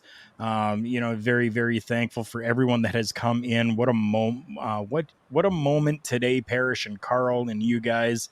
It was absolutely fantastic. And our new friends that come in here as well. Thank you so much to all of you. And even Mark Talks Wrestling. Hope you guys enjoyed Raw. Just thought I'd come in and say hi. I appreciate that, man.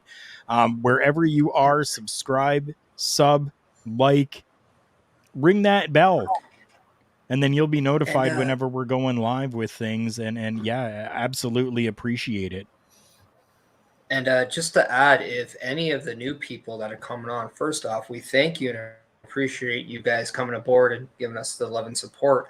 But if there's anything you guys want, whether it's advice, whether it's, even advice to us or advice from us, but even in like a way to collab, make sure you go to our email at olepodcast@gmail.com and give us a shout out, because if there's anything we can do to help each other out, let's get on the right track and the fast track to do that.